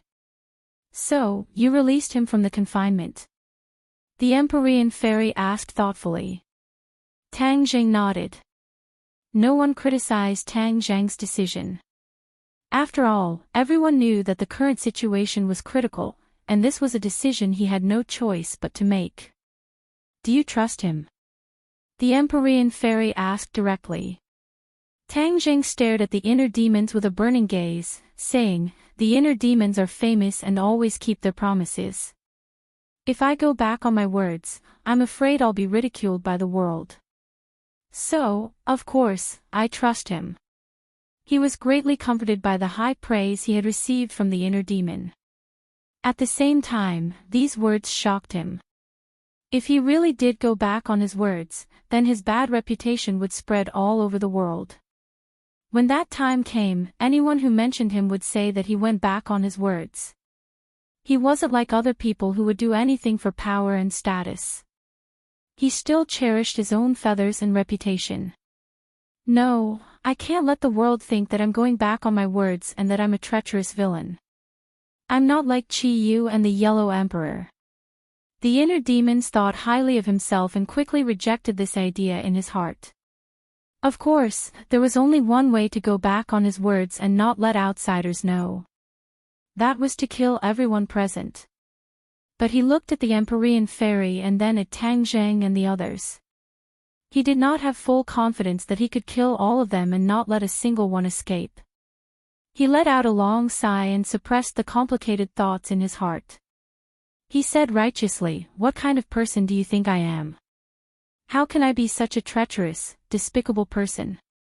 Tang Zheng sighed in relief. Since the inner demons had accepted this praise, then at least they would not go back on their words in the short term. Hearing this, the others also felt relieved. Only Fang Shishir had a strange expression between her eyebrows. After all, she had been with Huang Xiang for so long. Although the other party was a puppet, Fang Shishir had a kind heart and would still feel a trace of reluctance. Tang Zheng was keenly aware of her thoughts. His heart moved and he said to the inner demons, you deliberately mystified me and took over Huang Xiang's body when I wasn't paying attention. This is equivalent to taking away Shishir's bodyguard. You should at least compensate her a little. Otherwise, this will not live up to your illustrious reputation as the inner demons. Otherwise, in the future, people will say that you inner demons are just robbers. Hearing this, the inner demons was stunned. They did not expect that Tang Zheng would dare to make such an additional request. The others were also shocked. The atmosphere became a little strange. Fang Shishir suddenly raised her head and looked at Tang Zheng with shining eyes. Chapter 1333. Fang Shishir's eyes lit up. It wasn't that she cared about the inner demon's so-called compensation, but Tang Zheng's concern made her feel very happy and sweet. You dare to ask me for something? The inner demon stared at Tang Zheng in surprise, his voice becoming deeper. Tang Zheng wasn't scared by the inner demon's imposing manner at all. He said calmly, "You took over someone else's body, this is already a great benefit, shouldn't you be compensated?" Young man, besides you, no one has ever asked me for so many things. Aren't you afraid of angering me and adding another enemy? The inner demons asked aggressively. Tang Zheng shook his head, "I'm not afraid, because you, the inner demons, are not unreasonable like other people. You are a reasonable person." The second half of the compliment made the inner demon's tense atmosphere collapse. He laughed loudly, "Ha ha ha, there are still people in this world who understand me. I am different from Qi Yu and the Yellow Emperor. That's why they want to destroy me. Yes, since you have been resurrected, all the more reason to look for them to settle this debt." Tang Zheng encouraged. "Of course, this is a deep hatred, how could I forget? I will definitely settle this debt with them." The hatred in the inner demon's words was very strong. "Then how are you going to compensate Shishir?" Tang Zheng asked. The inner demons turned his head and looked at Fang Shishir thoughtfully. He said, "Little girl, your cultivation is too weak, and you can't practice my technique, so how to compensate is really a headache. I don't need compensation." Fang Shishir shook her head. Why, are you looking down on me, the inner demons?" The inner demons frowned and asked unhappily. Fang Shishir quickly waved her hand, "That's not what I meant, but I am already very satisfied." When the others heard this, they quickly tried to persuade her. Tang Zheng also sighed. Fang Shishir was too kind, rejecting such a good opportunity. But he didn't refute her, this was her choice, and he respected her choice. The inner demon stared at Fang Shishir, as if trying to distinguish whether she was telling the truth or not. Fang Shishir's heart was magnanimous and her expression was magnanimous. In the end, the inner demons had to admit that her words were from the bottom of her heart. Suddenly, the inner demon's eyes lit up and said meaningfully, "You don't want to accept my compensation, I will give you compensation. What I don't want to give, no one can have. On the contrary, what I want to give, no one can refuse." These words were incomparably tyrannical, but when Tang Zheng heard it, he was suddenly stunned and immediately realized that this was a great thing. Good people will be rewarded. Fang Shishir was so kind that she had such a pleasant surprise. Fang Shishir opened her mouth, obviously still wanting to refuse. When the others saw this, their hearts jumped to their throats, and they couldn't wait to cover her mouth. The inner demons didn't give her a chance to refuse, and gently pointed his finger. The two of them were very close to each other, and this finger pointed right between Fang Shishir's eyebrows. She was suddenly startled, and her mind was in a trance. Finally, she softly fell to the ground. Tang Zheng's eyes were quick, and he quickly caught her. He angrily stared at the inner demons, and sternly asked, "What did you do to her?" The inner demons took back his hand, and deliberately said mysteriously, "When she wakes up, you will naturally know."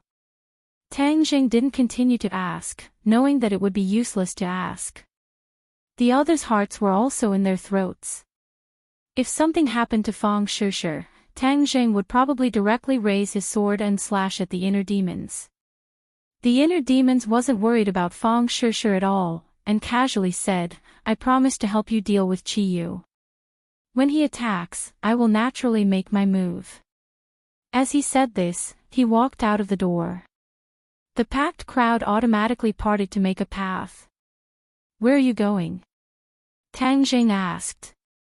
"This world is completely different from tens of thousands of years ago. When I was in your body, I couldn't see it clearly. Now, I want to see this so-called modern world. As his voice fell, the inner demons had already disappeared through the door. In the blink of an eye, he disappeared without a trace. Will he come back? Tian Chanzi asked worriedly. Tang Jing said without the slightest worry, since he said so, he will definitely come back. Everyone, don't worry. He wrapped his arms around Fang Shishi's waist and carried her up, saying, I will take her back to the room to rest. He went upstairs, entered the room, and carefully placed Fang Shishi on the bed. She looked peaceful, without any signs of pain. Moreover, she seemed to be shrouded by a mysterious force. Even Tang Jing couldn't completely see through this force. It seems that the inner demons didn't lie. He really is compensating Shishi, but I don't know what this so-called compensation is. Shishi, you must wake up soon. He quietly guarded Fang Shishi's side, not leaving her side at all. That serene face had a kind of exceptionally soul-stirring beauty, causing Tang Jing to be intoxicated as he looked at it. Fang Shishi had been with him all this time. They had experienced many hardships, and had become an indispensable part of his life. Although he had other women, Fang Shishi's position was irreplaceable. In the evening, the door opened and Yi Dingdang tiptoed in. She stretched her neck to look at Fang Shishi and asked in a low voice, she still hasn't woken up. Tang Jing shook his head. You go down and eat. I will look after her. Yi Dingdang said. No, I will look after her. If anything happens, I can deal with it immediately. Moreover, when she wakes up, she will definitely want to see me. Tang Jing said gently. Yi Dingdang wasn't jealous. She leaned into Tang Jing's arms and said, Shishi will definitely be very happy to hear this.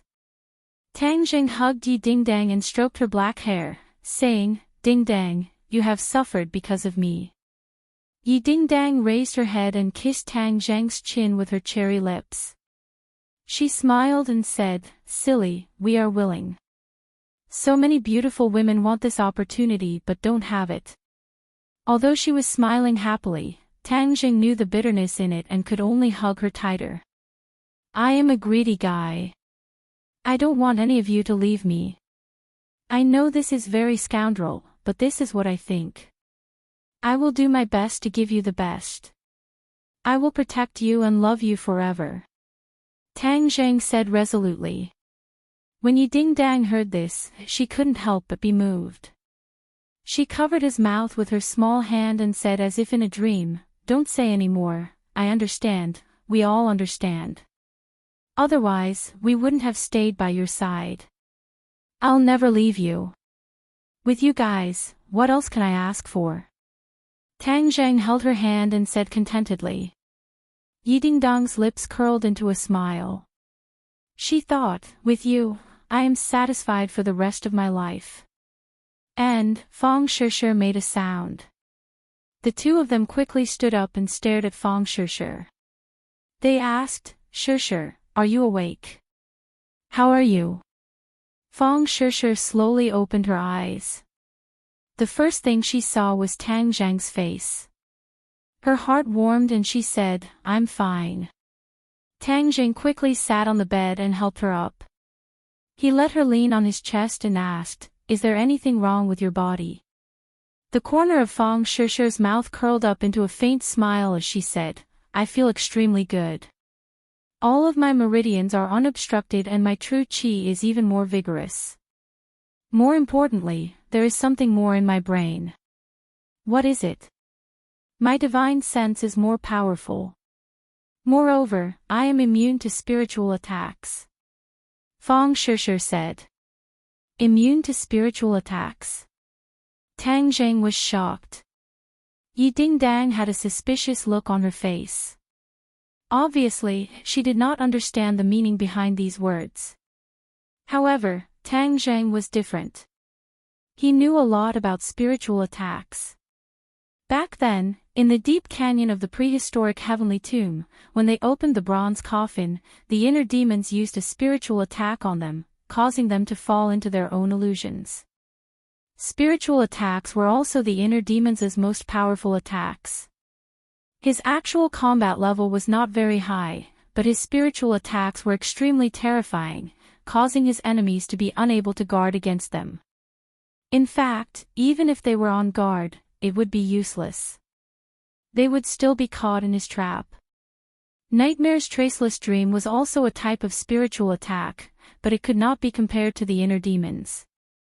Fang Shishir was immune to spiritual attacks, which meant that in the future, when she met Yimeiyu's traceless dream, it would have no effect on her at all. It was just that he did not know if Fang Shishir would be immune to the attacks of the inner demons. If she was also immune, then she would be the first person in the world to be immune to the attacks of the inner demons. Although Tang Zheng had used the exorcist mirror to expel the inner demons in the Langya pavilion, he had a certain degree of immunity to spiritual attacks. However, he was still unable to achieve 100% immunity. That was why he saw himself in the bronze coffin. The other two did not understand the mystery behind it, so Tang Zheng carefully explained it to them. The two of them were enlightened. Fang Shishir could not hide her joy. Yi Dingdang rolled her eyes and said, "Shishir, this way, you won't have to be afraid of Yimeiyu's attacks in the future. Yimeiyu has always been against me and sees me as a thorn in her side. Furthermore, the assassins we encountered in the ordinary balance were sent by her." Fang Shishir did not know that there was such a complicated story. She opened her eyes wide in shock and asked, how could she be so heartless as to make a move on her own family? What does she not dare to do? Don't you see that the Ye family has already been turned into a pile of loose sand by her? Although I don't like this Ye family, every time I hear my father talk about this matter, I will sigh and sigh endlessly. This was all caused by Yimeiyu. Yi Dingdang said indignantly. Sure, don't worry. This kind of person will definitely have retribution. Fang Shishir advised. Yimeiyu will always target me. Her heart's dream traceless technique is extremely powerful and I can't break it. So, you must help me in the future. We are sisters, so don't be so polite. If we work together and fight against a common enemy, we will definitely be able to defeat her. Fang Shishir held on to Yi Dingdang's hand. The two of them looked at each other and smiled. Alright, don't worry. Yimeiyu killed Nightmare, and when the truth is revealed in the future, Mo Xia will definitely not let her off. At that time, we won't even need to do anything, and she won't have a good ending. Tang Jing comforted. He did not have the slightest good impression of Yimeiyu. Just as they were talking about Yimeiyu, she was standing in a mysterious place, surrounded by the Yellow Emperor's former subordinates. Chapter 1334. These containers that were carved with complicated patterns were jade bottles. They were sparkling and translucent, emitting a gentle luster. All the former subordinates of the Yellow Emperor focused their gazes on these jade bottles. Their gazes were burning with passion, even more fanatical than when they stared at the gold, silver, and jewelry. Under Yimeiyu's calm appearance, a storm was raging in her heart. He was also looking forward to the resurrection of the Yellow Emperor. This time, they had gathered here to resurrect the Yellow Emperor. Some time ago, they had spent a lot of energy and manpower to search for the life totem. They had all visited the 8 life totem lands formed by nature and carefully avoided the people sent by Tang Jing. Those who participated in this operation were all the elites of the Yellow Emperor's former subordinates. There were even a few times when Mo Xia personally took action. Naturally, it was very easy and did not alarm Tang Zheng's men. Tang Zheng was still in the dark. He thought that his plan was flawless and did not give the former subordinates of the Yellow Emperor an opportunity to obtain the pure yang energy between heaven and earth. However, what they didn't know was that Mo Xia had already obtained everything he wanted without leaving a single trace.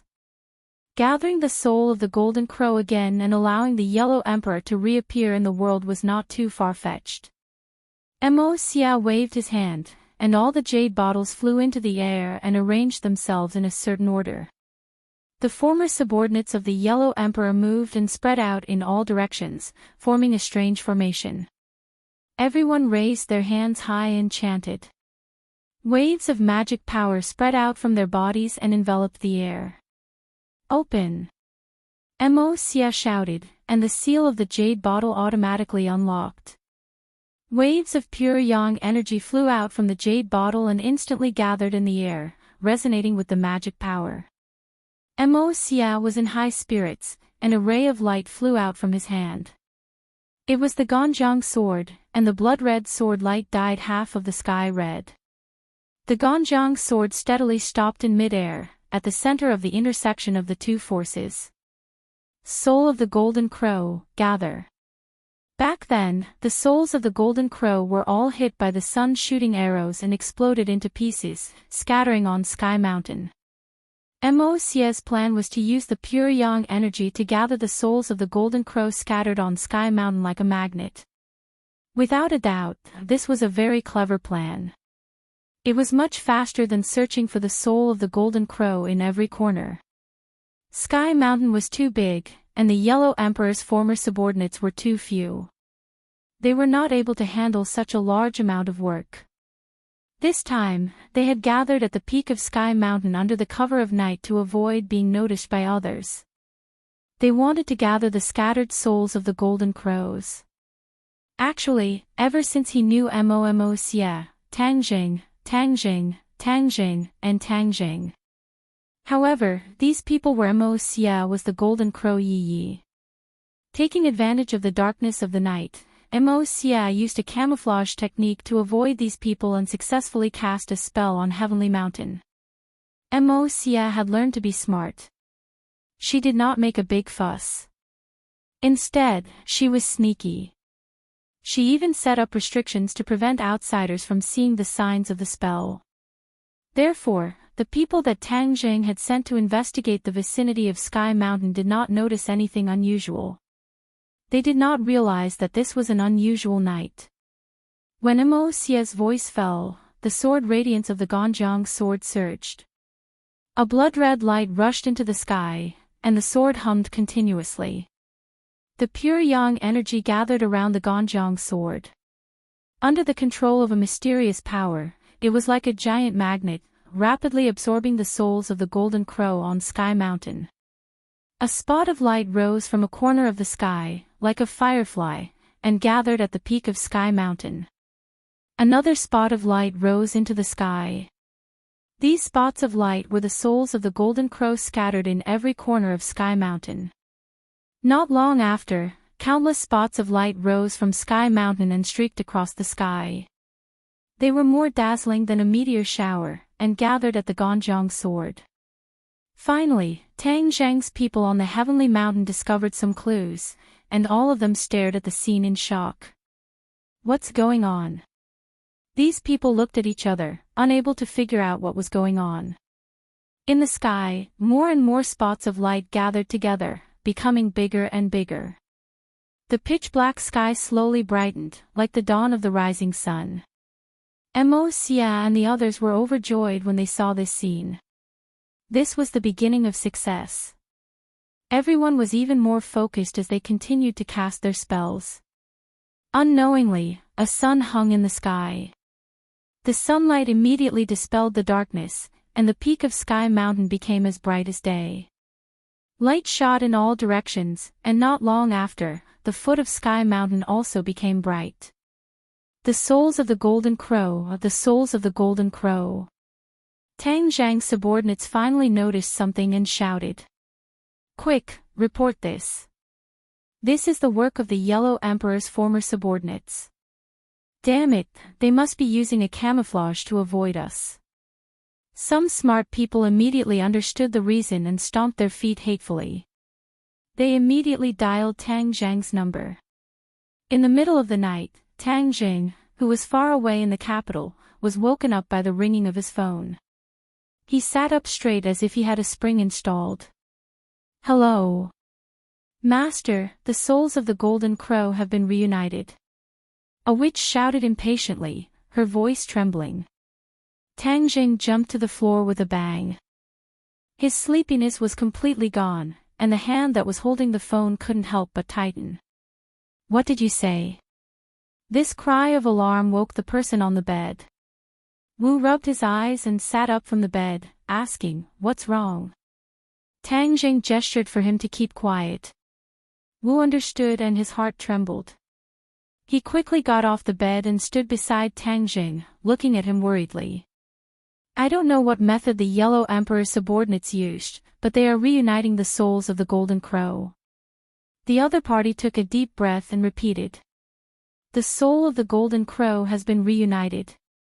Tang Jing finally heard it clearly, but he couldn't help but shout loudly. His voice was so loud that he was shocked. Suddenly, a ray of light shone in from the window.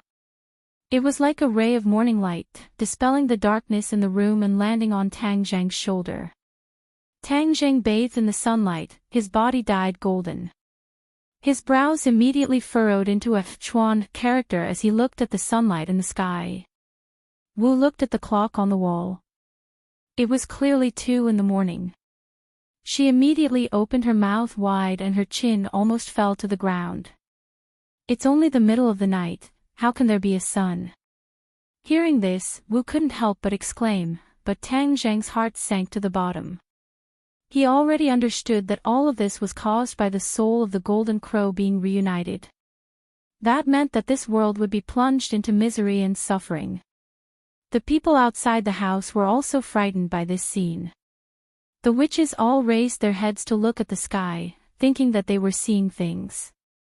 At the same time, many of the night owls who had not slept in the middle of the night were completely dumbstruck by this scene.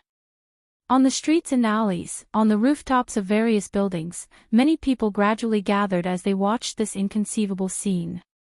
Although many unimaginable things had happened all over the world in the past year, the sun in the middle of the night was still shocking.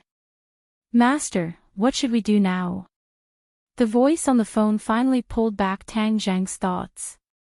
His heart trembled as he said in a deep voice, "Don't fight head-on. First, find out the situation of the witch clan and report to me at any time." After hanging up the phone, Tang Jing rushed out of the bedroom. Wu, wearing a thin nightgown, chased after him. Upstairs, the other rooms opened one after another. Everyone saw Tang Jing and Wu walking out of the same room. No one was surprised. The relationship between them was already half open. Everyone knew that it was normal for them to sleep together in the middle of the night. There was no need to make a fuss. "The sun is out." Someone pointed out the window and exclaimed. The others also nodded. They were obviously frightened by this scene.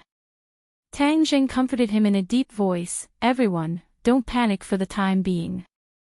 These people had basically experienced several life and death battles, and their nerves were already very strong. They were not too worried, and after hearing Tang Jing's words, they all asked what was going on. Tang Jing did not hide anything and said truthfully, "The former subordinates of the Yellow Emperor are reuniting with the soul of the Golden Crow." "What? Then wouldn't that be another 10 days? "No, 9 suns in the sky." Tang Jing remained silent, which could be considered as a tacit agreement. In the middle of the night, without nature's own sun, the 9 souls of the Golden Crow rose into the sky, which meant that there were only 9 so-called suns. Then what should we do? This news really shocked everyone. They all asked for countermeasures, and all kinds of suggestions began to be made. But in the end, they all looked at Tang Jing, waiting for him to make the final decision. Although Tang Jing was very anxious, he was not in a hurry. He methodically arranged, Empyrean Fairy, Thundercloud Beast, Scarlet Lunar Beast, we will go to Sky Mountain to stop the former subordinates of the Yellow Emperor. Tian Chanzi, you and the others will stay at home and protect yourselves. If anything happens, contact me immediately. He had to be constantly on guard against the attacks of the demon clan or other hostile forces, so there must be someone important at home. But this time, they would definitely need a powerful force to stop the former subordinates of the Yellow Emperor. The Empyrean fairy and the other mythical beasts could work together to maximize their effectiveness. As for Xiao Bai, if it woke up, it would be even more effective. However, this little guy seemed to have not completely digested the things it had absorbed and was still hibernating. Tang Zheng had gone through many tests and established an absolute WeChat. Therefore, when he said these words, no one questioned or refuted, which saved a lot of time. Somersault cloud. Tang Zheng shouted without hesitation. The somersault cloud appeared outside the door. The others went back to their rooms to change their clothes and jumped on the somersault cloud. Then, they flew towards Sky Mountain. The light on Sky Mountain became more and more intense. The second soul of the golden crow had already risen. The hot air dispersed the cold wind in the middle of the night. The scorching heat descended on the earth, and the temperature rose rapidly.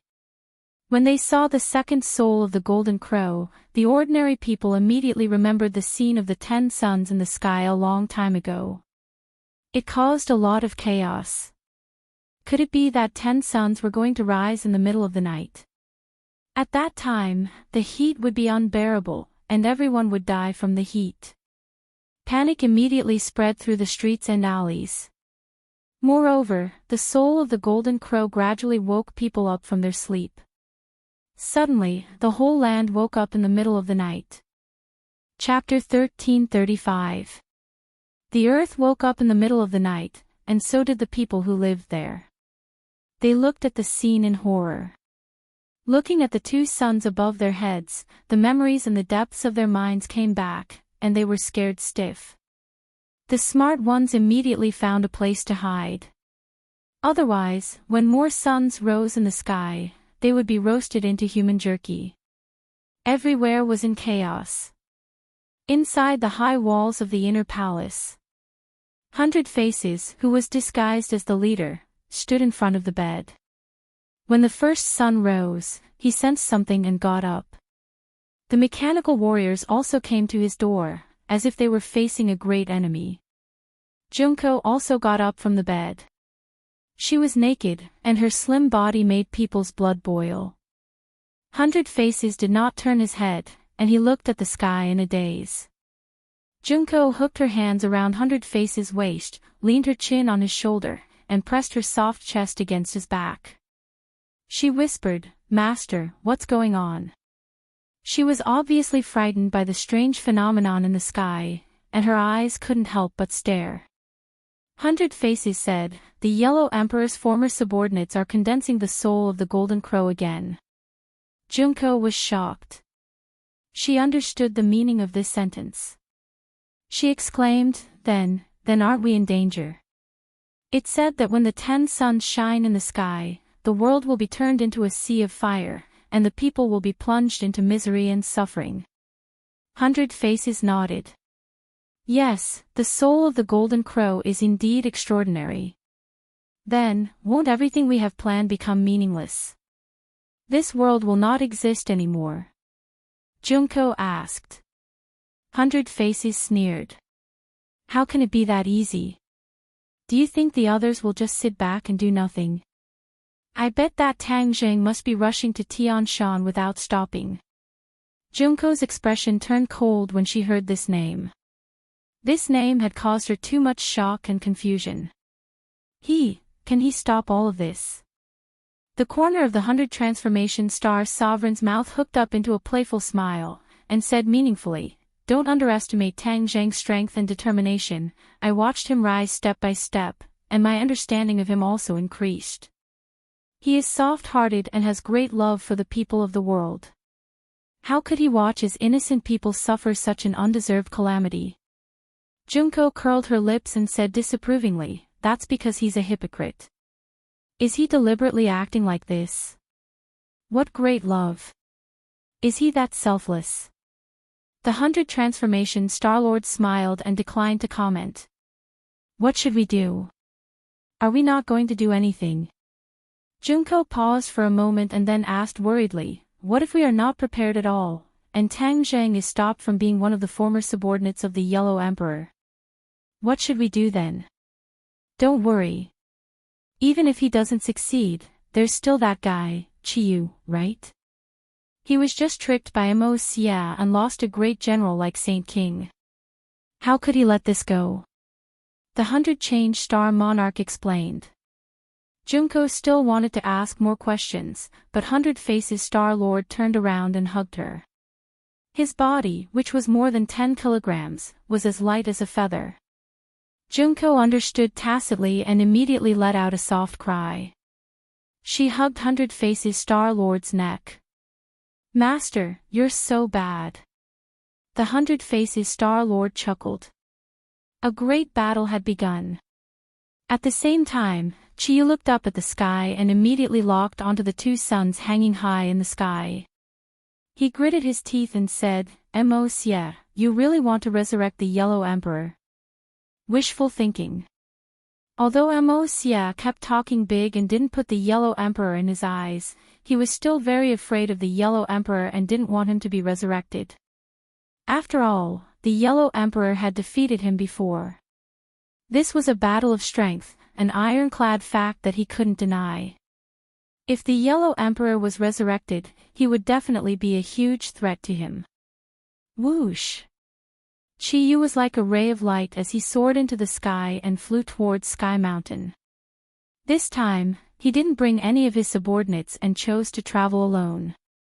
If he wanted to ruin Huang Xia's plan, he alone was enough.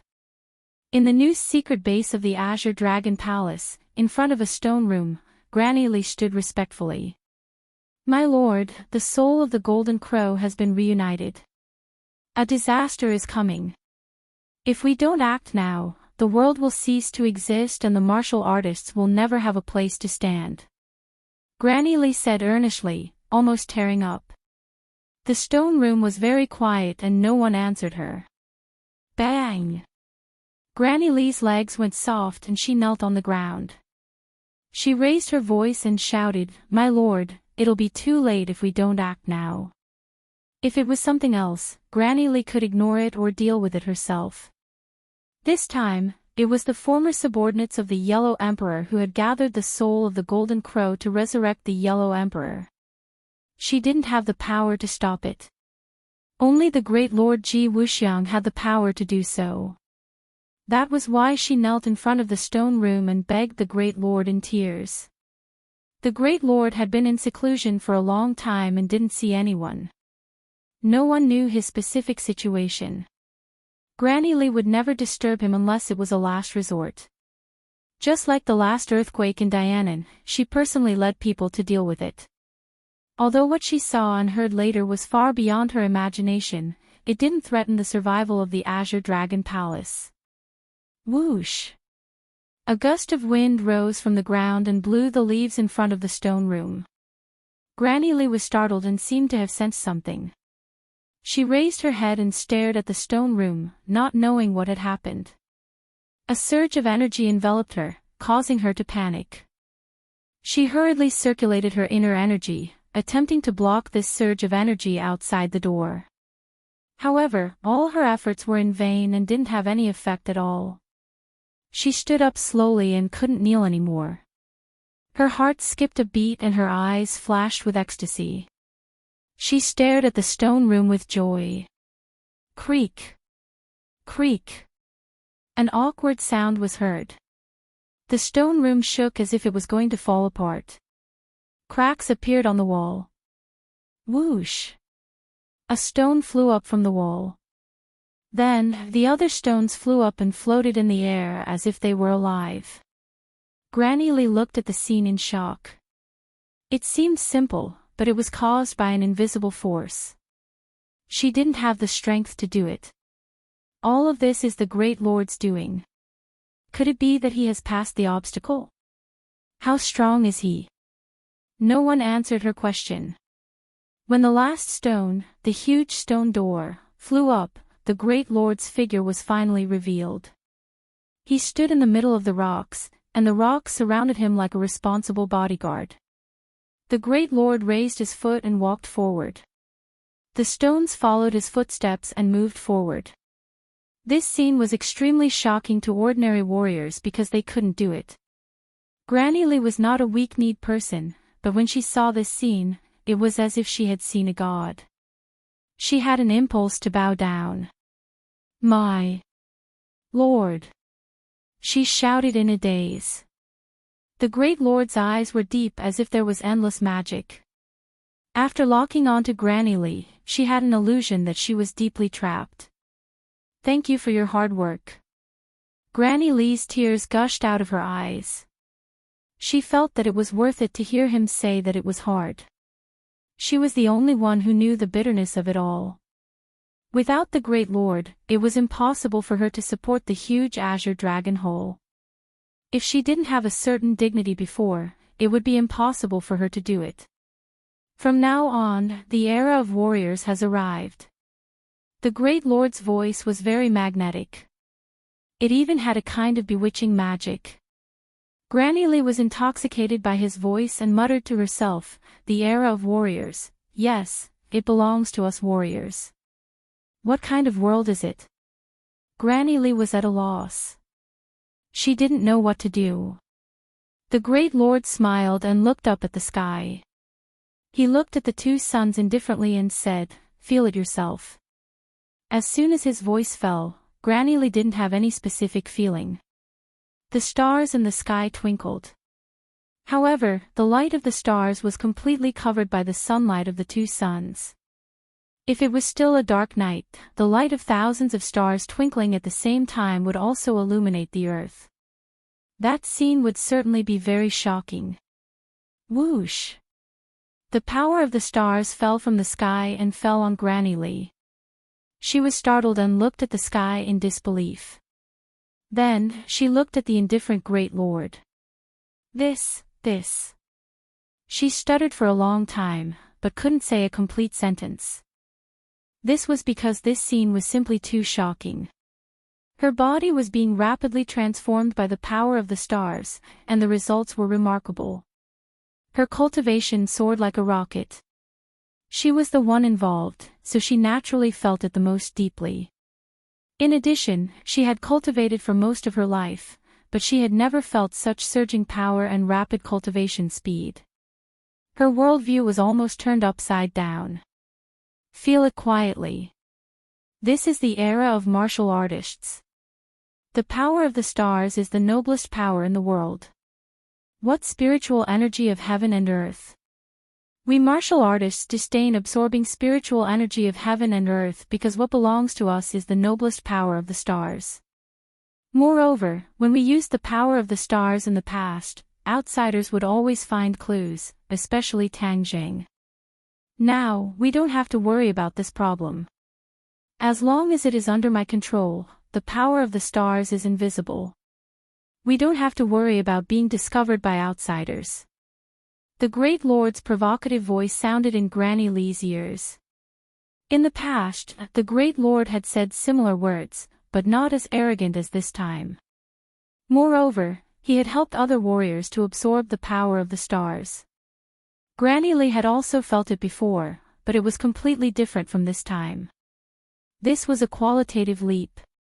If every warrior's cultivation speed was so fast, then what was there to be afraid of? Immediately, Granny Lee's confidence increased, and she was in high spirits.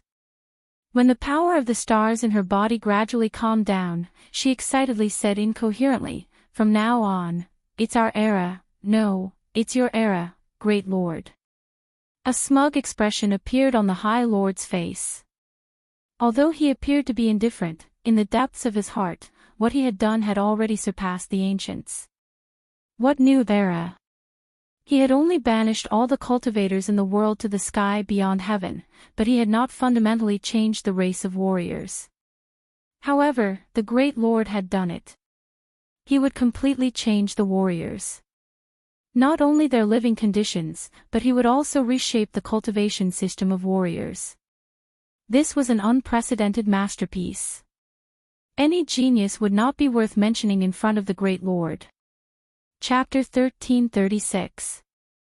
Granny Lee gradually calmed down from her shock. Looking at the third sun in the sky, her attention was attracted again. She asked, "My lord, it's already 3 suns. What should we do? At this moment, she had absolute confidence that the Lord could defeat the Yellow Emperor's former subordinates and stop this disaster. The Lord remained calm and said lightly, "This world will belong to the martial artists. If others can't survive this disaster, then it's their fate." Granny Lee's heart skipped a beat. She immediately understood the meaning of the Lord's words. He was going to stand by and do nothing. Sure enough, the Lord continued, "This is a sin committed by the cultivators. It can let others know more about the cruelty of the cultivators. It's good for us. Why should we stop it?" But Granny Lee wanted to refute, but she swallowed her words. She had never been soft-hearted. Her mind flashed and she understood the Lord's intention. He wanted to let the world know about the evil of the cultivators through this incident. Then, they would hate the cultivators and naturally fall into the arms of the martial artists. Although the Lord was confident in his own strength, he was still a modern man. He understood the importance of the general public. He would not be like the ancient kings who ignored the general public. Instead, he would follow the will of the people and use it to his advantage. This was his wisdom.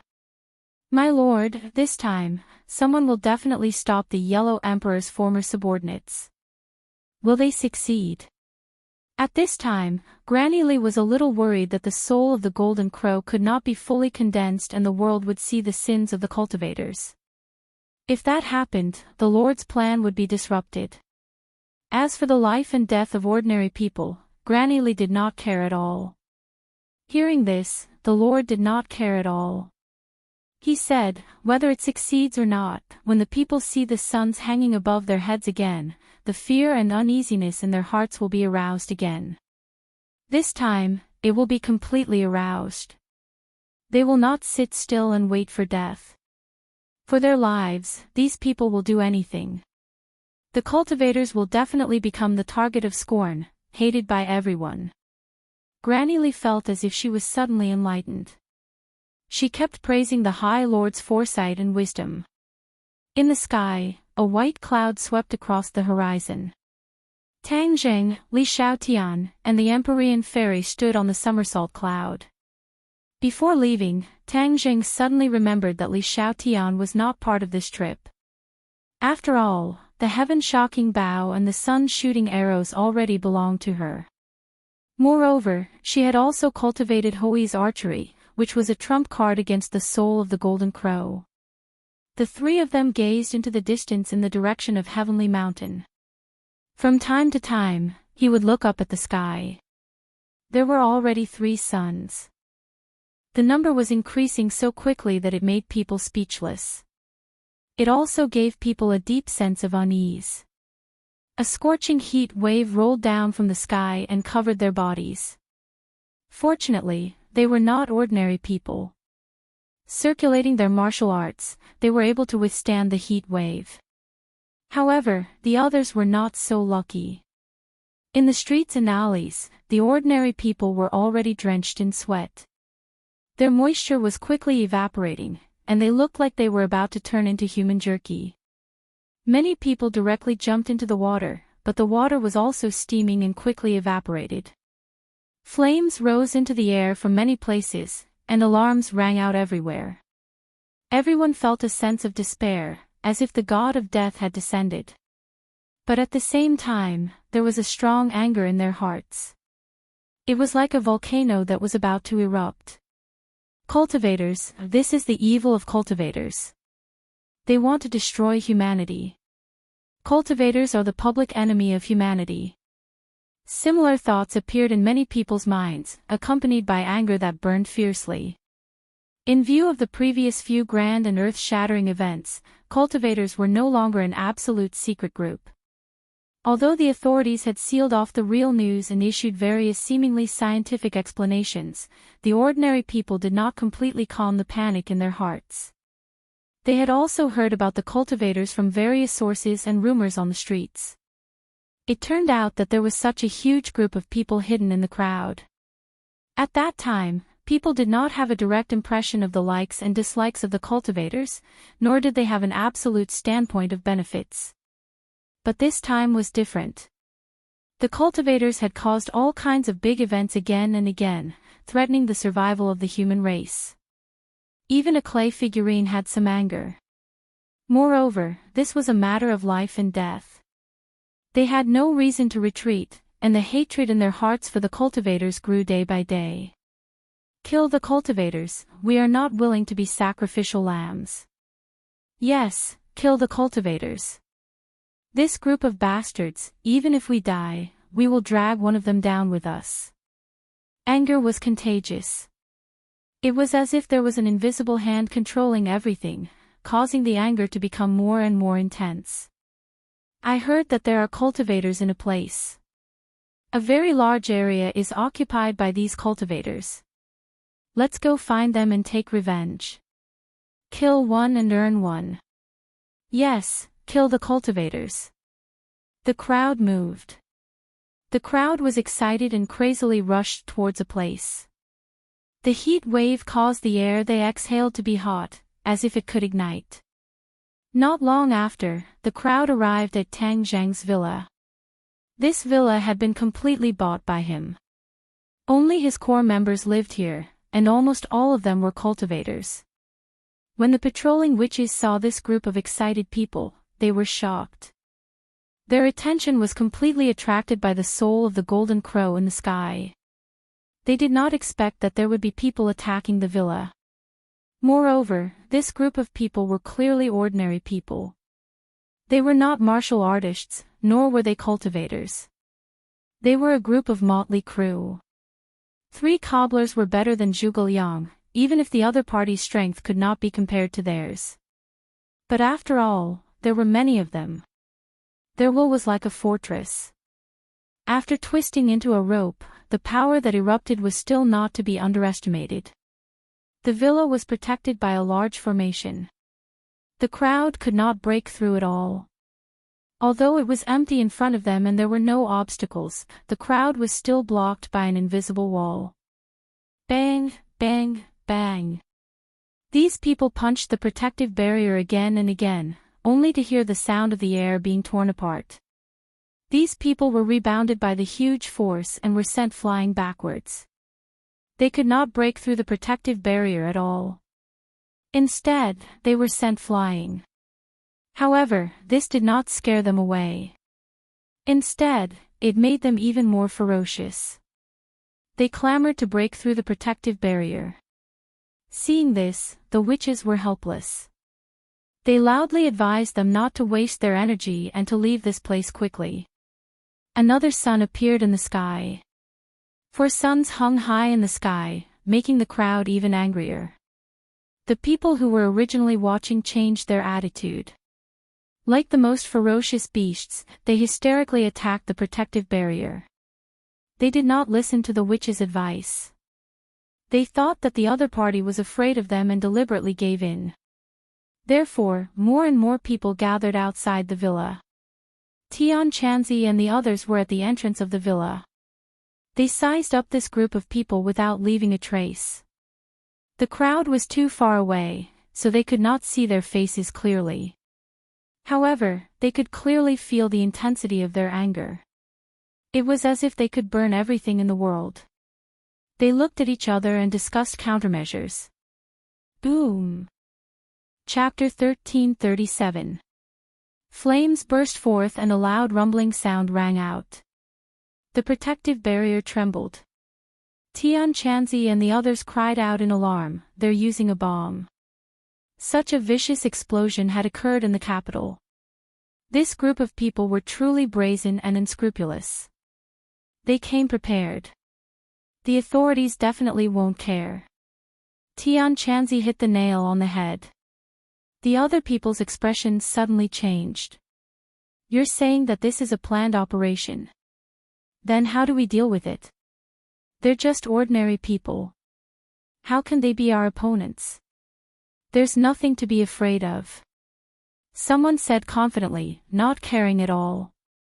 Tian Chanzi was the one who made the decision. He said in a deep voice, even so, Are we really going to kill these ordinary people who don't even have the strength to truss a chicken? The surroundings immediately quieted down. No one was willing to do that. Those were executioners, demons, not people like them. Tian Chanzi shrugged and said, then it's settled. They definitely won't be able to break through the protective barrier. Our worries are groundless. Yi Dingdang suddenly said. Yes, this was set up by Tang Zheng. It's safe enough. They definitely won't be able to break through. The others agreed and couldn't help but sigh in relief.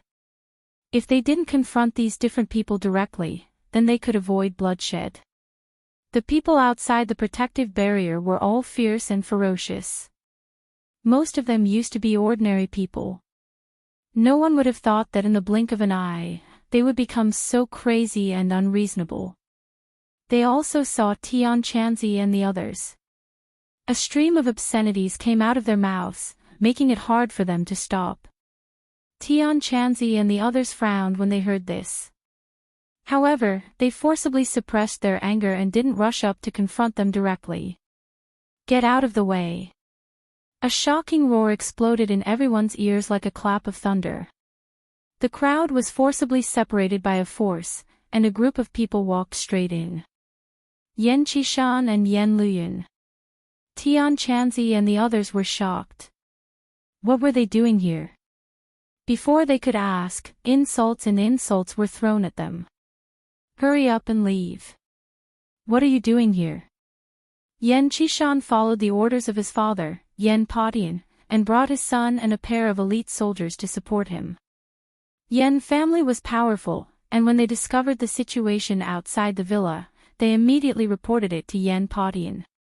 Yan Padian understood the seriousness of the matter. He guessed that Tang Zheng must have left the capital, and there might not be too much power left in the villa. If this group of angry people were allowed to attack, the consequences would be unimaginable. Because of this, he naturally had to send people to stop all of this. Yan Qishan's reprimand did not have any effect. Instead, he drew the anger onto himself. Looking at this group of people with extraordinary auras, one of them shouted, they must be the accomplices of this group of cultivators. Kill them. As soon as he said this, his anger found an outlet, and he vented it all on the Yan family. The angry crowd rushed toward them like a swarm of bees. Although they were ordinary people, when they were united, they could still unleash a powerful force. Not to mention, there were also people who were fanning the flames and deliberately creating a conspiracy. Yan Qishan did not expect things to turn out like this. He was afraid that Yan Padian did not see the scene, and also made a wrong judgment. He did not expect that the elites he sent out would be at a disadvantage in front of ordinary people. Once there were more people, although the martial strength of these Yan family members was not low, they could not bear to harm ordinary people. This gave the crazy crowd a chance to grab hold of their weakness and attack them with everything they had. Bang! The sound of a gunshot rang out abruptly and ear-piercing, and a Yan family member fell to the ground. They have guns. Yan Qishan exclaimed. Be careful. Yan Qishan was both shocked and angry. Towards ordinary people, he felt pity for them. Originally, he only wanted to disperse them, but someone actually shot him in the back, which touched his bottom line. Yan family members watched as their companions sacrificed themselves, and all of them became furious. Stop them and find the murderer. Yan Qishan roared. Bang! Another gunshot rang out. The bullet shot straight towards Yan Qishan. However, he had a lot of battle experience and was strong, so this bullet did not take his life. He narrowly avoided it, and his gaze immediately locked onto a person in the crowd. He pointed at him and shouted, "Catch him for me." Whiz! A few Yan family members soared into the air, like a rock spreading its wings, and landed beside that person, trying to grab him. However, the people around them were not to be trifled with. They immediately reacted and stopped them. The two sides immediately clashed. The Yen family was already furious, so they did not show any mercy. A few people were knocked down to the ground, and although their lives were not in danger, their actions completely infuriated the crowd. They were like crazed wild beasts, attacking the Yen family members. The difference in numbers between the two sides was huge, and they were completely entangled. Tian Chanzi and the others saw this and shouted, "The Yen family members are here to help us. We can't turn a blind eye to them getting hurt." Therefore, a group of people immediately rushed out of the protective shield and fought with these people. The area was in a mess. Tang Jing did not know the situation at home. He had already seen the 5th sun rise, and there were 4 more to the 9th sun. The Yellow Emperor's former subordinates were about to succeed. Sky Mountain finally came into view, and he immediately flew towards the mountain peak. From afar, he saw the battle on the mountainside. On one side were the people he had left behind, and on the other side were the Yellow Emperor's former subordinates. Tang Zhang's people did not wait for their deaths. They directly charged towards the mountain peak and broke through the camouflage of the Yellow Emperor's former subordinates. However, they were intercepted by the Yellow Emperor's former subordinates halfway up the mountain. Both sides suffered heavy casualties, and neither side retreated. The pure white snow on Sky Mountain had begun to melt. After the ice had melted for 10,000 years, it was like a mountain stream flowing down from the mountain peak. The sound of flowing water could be heard continuously. Finally, it gathered into a surging stream, washing away everything it passed. Sky Mountain seemed to have shed its outer layer, revealing its skin, hard rock. The stream did not completely flow to the foot of the mountain. A portion of it turned into steam and rose into the sky. The sky became dark, and dark clouds covered the sky. However, they were still unable to completely block out the dazzling light. Whoosh! The somersault cloud was extremely fast, and it flew to the mountain peak. Looking down, the Yellow Emperor's troops were still covered by the camouflage. Even though they were in mid-air, they could not see their figures. However, Tang Zheng knew that this group of people was hiding on the mountain peak. He had to rush down and completely destroy the camouflage before he could see them. Without any hesitation, he ordered the somersault cloud to dive down like a fighter jet. The air was filled with a sharp piercing sound. The Empyrean Fairy, Li Xiaotian, the Thundercloud Beast, and the Scarlet Lunar Beast were all on full alert. They stared at the mountain peak with burning eyes. Whoosh! A beam of light from a Dharma treasure rose from the mountain peak and attacked the somersault cloud directly. Dodge! Tang Jing shouted. The somersault cloud nimbly dodged the attack and landed steadily on the mountain peak. Whoosh! Whoosh! Whoosh! One attack after another seemed to appear out of thin air, attacking them from all directions. The Empyrean Fairy frowned and shouted, "Break!" A wave of energy shot out from her body in all directions like a shock wave. In the blink of an eye, the scene around them changed drastically. The camouflage disappeared. The Yellow Emperor's former subordinates were all exposed in front of them. Everyone was casting their techniques. A portion of them attacked them while a portion of them used a secret technique to condense the Golden Crow's soul. Mo Xia and Yimeyu were among them. Tang Zheng waved his hand and used the sky-swallowing technique. A huge black hole sucked in the attacks from all directions. Then, he shouted, "Mo Xia, stop. Are you trying to destroy this world and destroy humanity?" Mo Xia snorted in disdain. She glanced at him from the corner of her eyes and retorted, "Tang Jing, you're here to cause trouble again. You're really haunting us." If it wasn't for Tang Jing stopping them last time, they would have succeeded. They wouldn't have to go through so much trouble this time. You're doing bad things. Naturally, I won't let you off. Tang Jing said righteously. Who said this is bad? This is the master who revived me. He is your ancestor. Mo Xia said righteously. Ancestor. If we have to sacrifice the lives of countless people to revive the so-called ancestor, then this ancestor is too cruel. How dare you? Mo Xia glared at him. You dare to speak such arrogant words and slander your ancestor. Tang Zheng looked at the golden crow's soul that was slowly gathering in the sky from all directions. At this juncture, the sixth golden crow's soul had been successfully condensed. The 6 suns hung high in the sky, and the heavenly mountain had already become the hottest place in the world.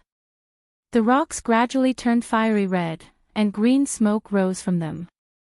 However, to this group of cultivators, this kind of heat could still be resisted. It was just that everyone's expressions were extremely grim. Tang Zheng ignored Mo Xia's impassioned words, and directly gave Li Xiaotian a look, and said, Use the shooting sun arrows, shoot down these golden crow's soul.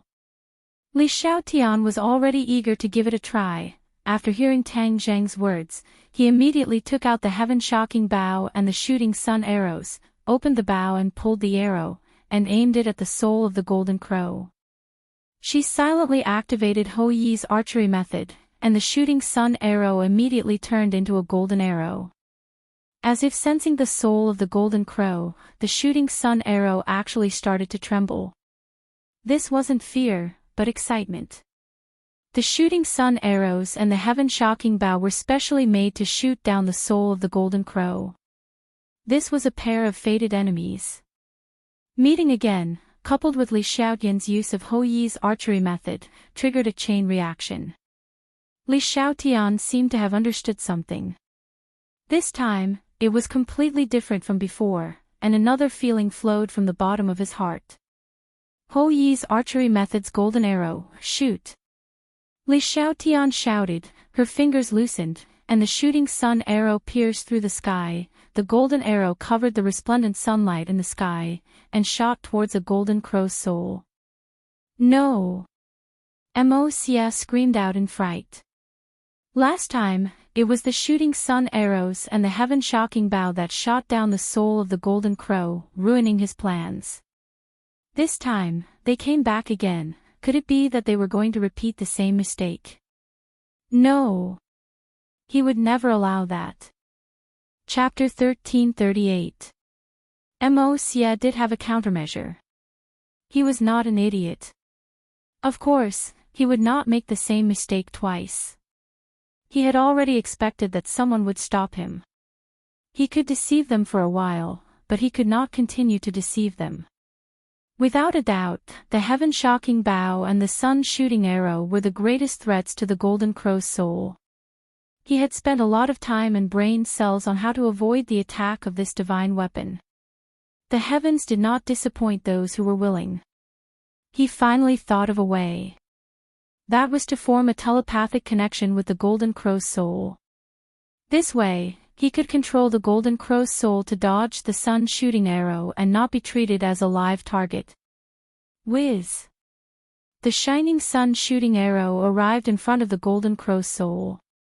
In the next second, it seemed as if it was going to shatter the golden crow's soul into pieces and turn into strands of light.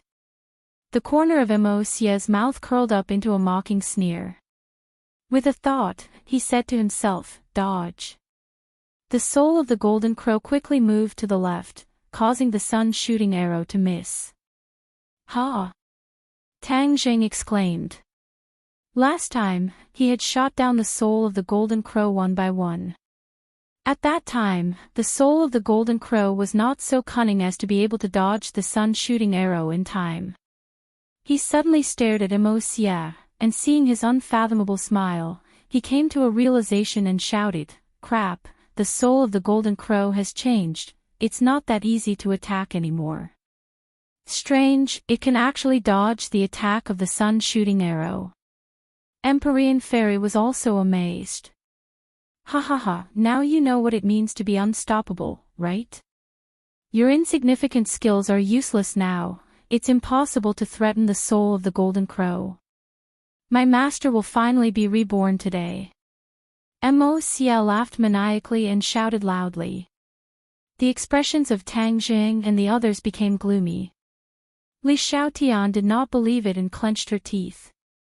Her confidence in the heaven-shocking bow and the sun-shooting arrow was extraordinary, surpassing everyone else's, so she was not knocked down by a single mistake. She let out a shout, and the shooting sun arrow flashed with a golden light. Then, it made a turn in the air and shot toward another golden crow soul. Whoosh! The shooting sun arrow almost brushed past the soul of the golden crow, but it still missed. Ha ha ha! Mo Xie's laughter was even more complacent and ear-piercing, as if she was mocking them for overestimating themselves. Amidst the laughter, the seventh sun successfully condensed in the sky. It flickered with blazing light, as if adding oil to the fire on the earth. Tang Zheng's body, which was impervious to both heat and cold, also felt a sense of discomfort. A normal person would have difficulty surviving and would be struggling on the line between life and death. He suddenly had an idea and shouted, "Thundercloud beast, move!" Whoosh! The thundercloud beast soared into the sky and transformed back into its original form.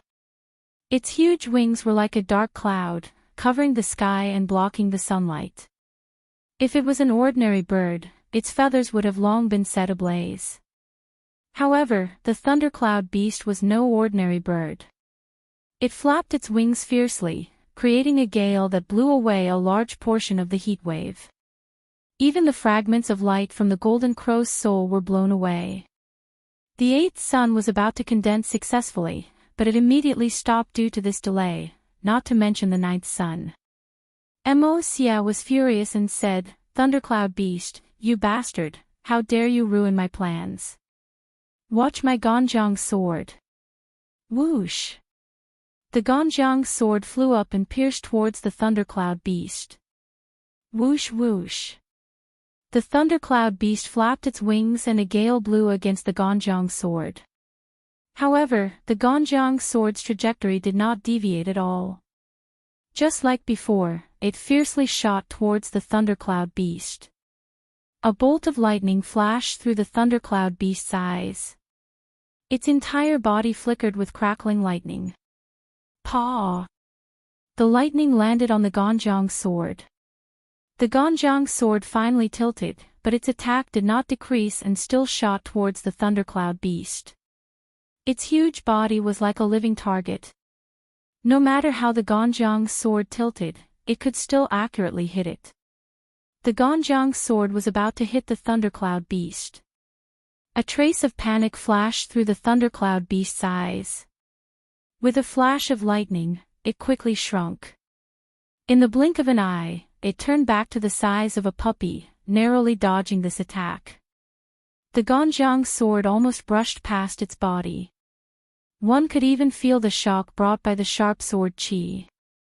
"Thundercloud beast, let's see if you still dare to stir up trouble." Mo Xia laughed. He did not put the thundercloud beast in his eyes at all. The light spots of the golden crow's soul that had been blown away earlier quickly gathered again. The eighth sun seemed to be about to condense successfully. "I definitely can't let him succeed." Tang Zheng secretly clenched his teeth. This extreme heat seemed to be able to evaporate all the water in one's body. He did not know what it was like in other places. Clouds summoning rain. Tang Zheng secretly shouted and used the dragon god technique. A mysterious power spread out in all directions. The dragon slayer was in a certain corner of this world. Using the dragon god technique at this time was definitely not a good idea. However, the consequences of this extreme heat were unimaginable. If it was allowed to continue developing, this world would really be destroyed. Thus, he abandoned his personal safety and used the clouds summoning rain. The dragon race's divine ability was indeed extraordinary. There were originally black clouds in the sky, which was the water evaporated from the ground. When he used the clouds summoning rain, the clouds immediately became thicker under the effect of the mysterious power. Kacha! A bolt of lightning fell from the clouds, as if it wanted to tear the sky apart.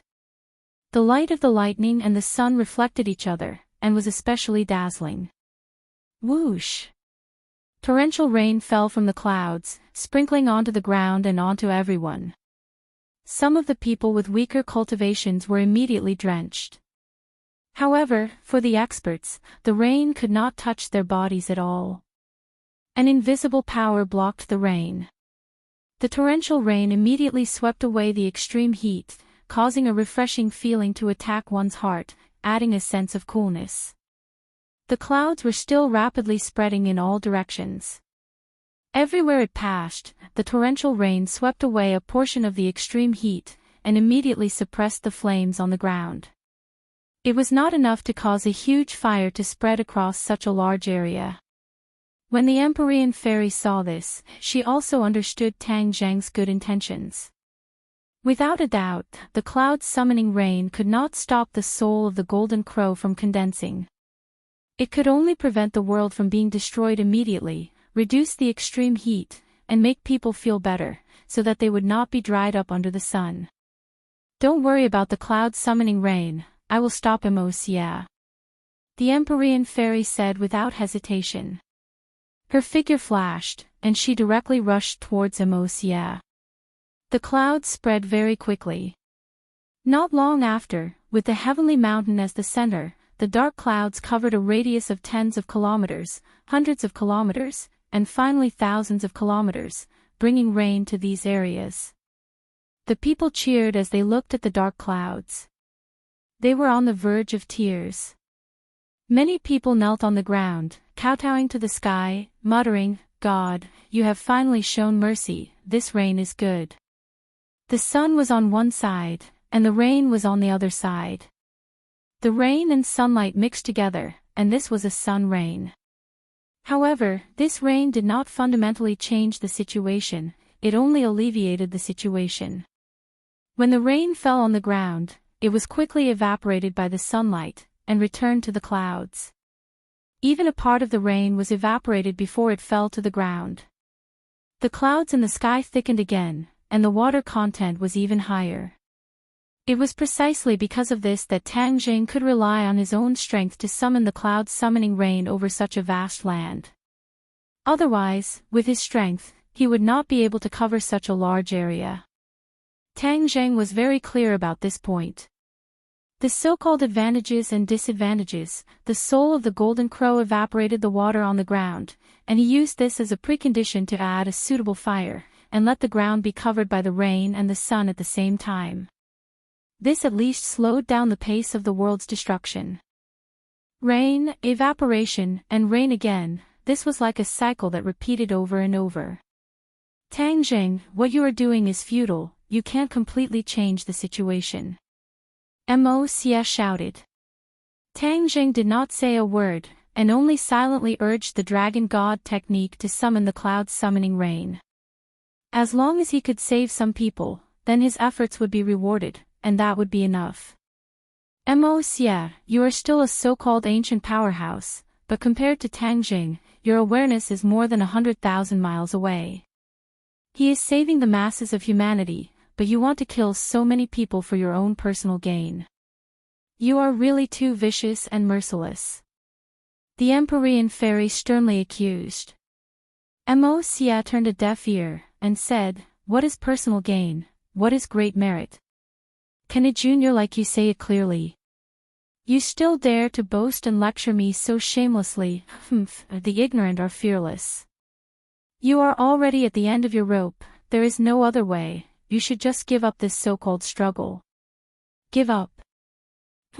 I, the Empyrean fairy, do not have such a word in my dictionary. The Empyrean fairy soared into the air and summoned the mountain river map.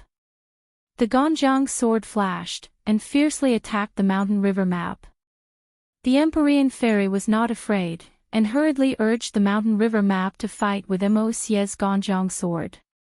Back and forth, the light of treasures was extraordinary, and the momentum was great. Mo Xie was distracted, and the speed at which the golden crow's soul condensed slowed down. The other old subordinates of the Yellow Emperor were incomparably anxious, but there was nothing they could do. However, there were smart people who immediately attacked Tang Zheng in groups of 3 to 5, and it was also a good thing to get rid of this big problem in their hearts first. Tang Zheng was fully focused on summoning the clouds summoning rain, and had no time to protect himself. However, the thundercloud beast and scarlet lunar beast stood in front of him to protect him, and did not allow the enemy to come even half a step closer. A tug-of-war began. The thundercloud beast's lightning attack was very frightening. When the lightning struck the enemy would emit black smoke and fall to the ground. The scarlet lunar beast's tail was very powerful, and when it swept across and hit the enemy would be swept away. The old subordinates of the Yellow Emperor were not ordinary people, and the few people from before were too rash. After losing these few people, the others became cautious. Yi Meiyu stood at the back of the group. She did not rush forward rashly, as that was not her style. She was not a brute who only knew how to charge forward. She quietly moved and did not get close to Tang Zheng. Tang Zheng had once broken her traceless dream, so she was rather afraid. She had her eyes on the Empyrean Fairy. Chapter 1339. While the Empyrean Fairy and Mo Xia were in the midst of a fierce battle, Yi Meiyu secretly came to a place not far away.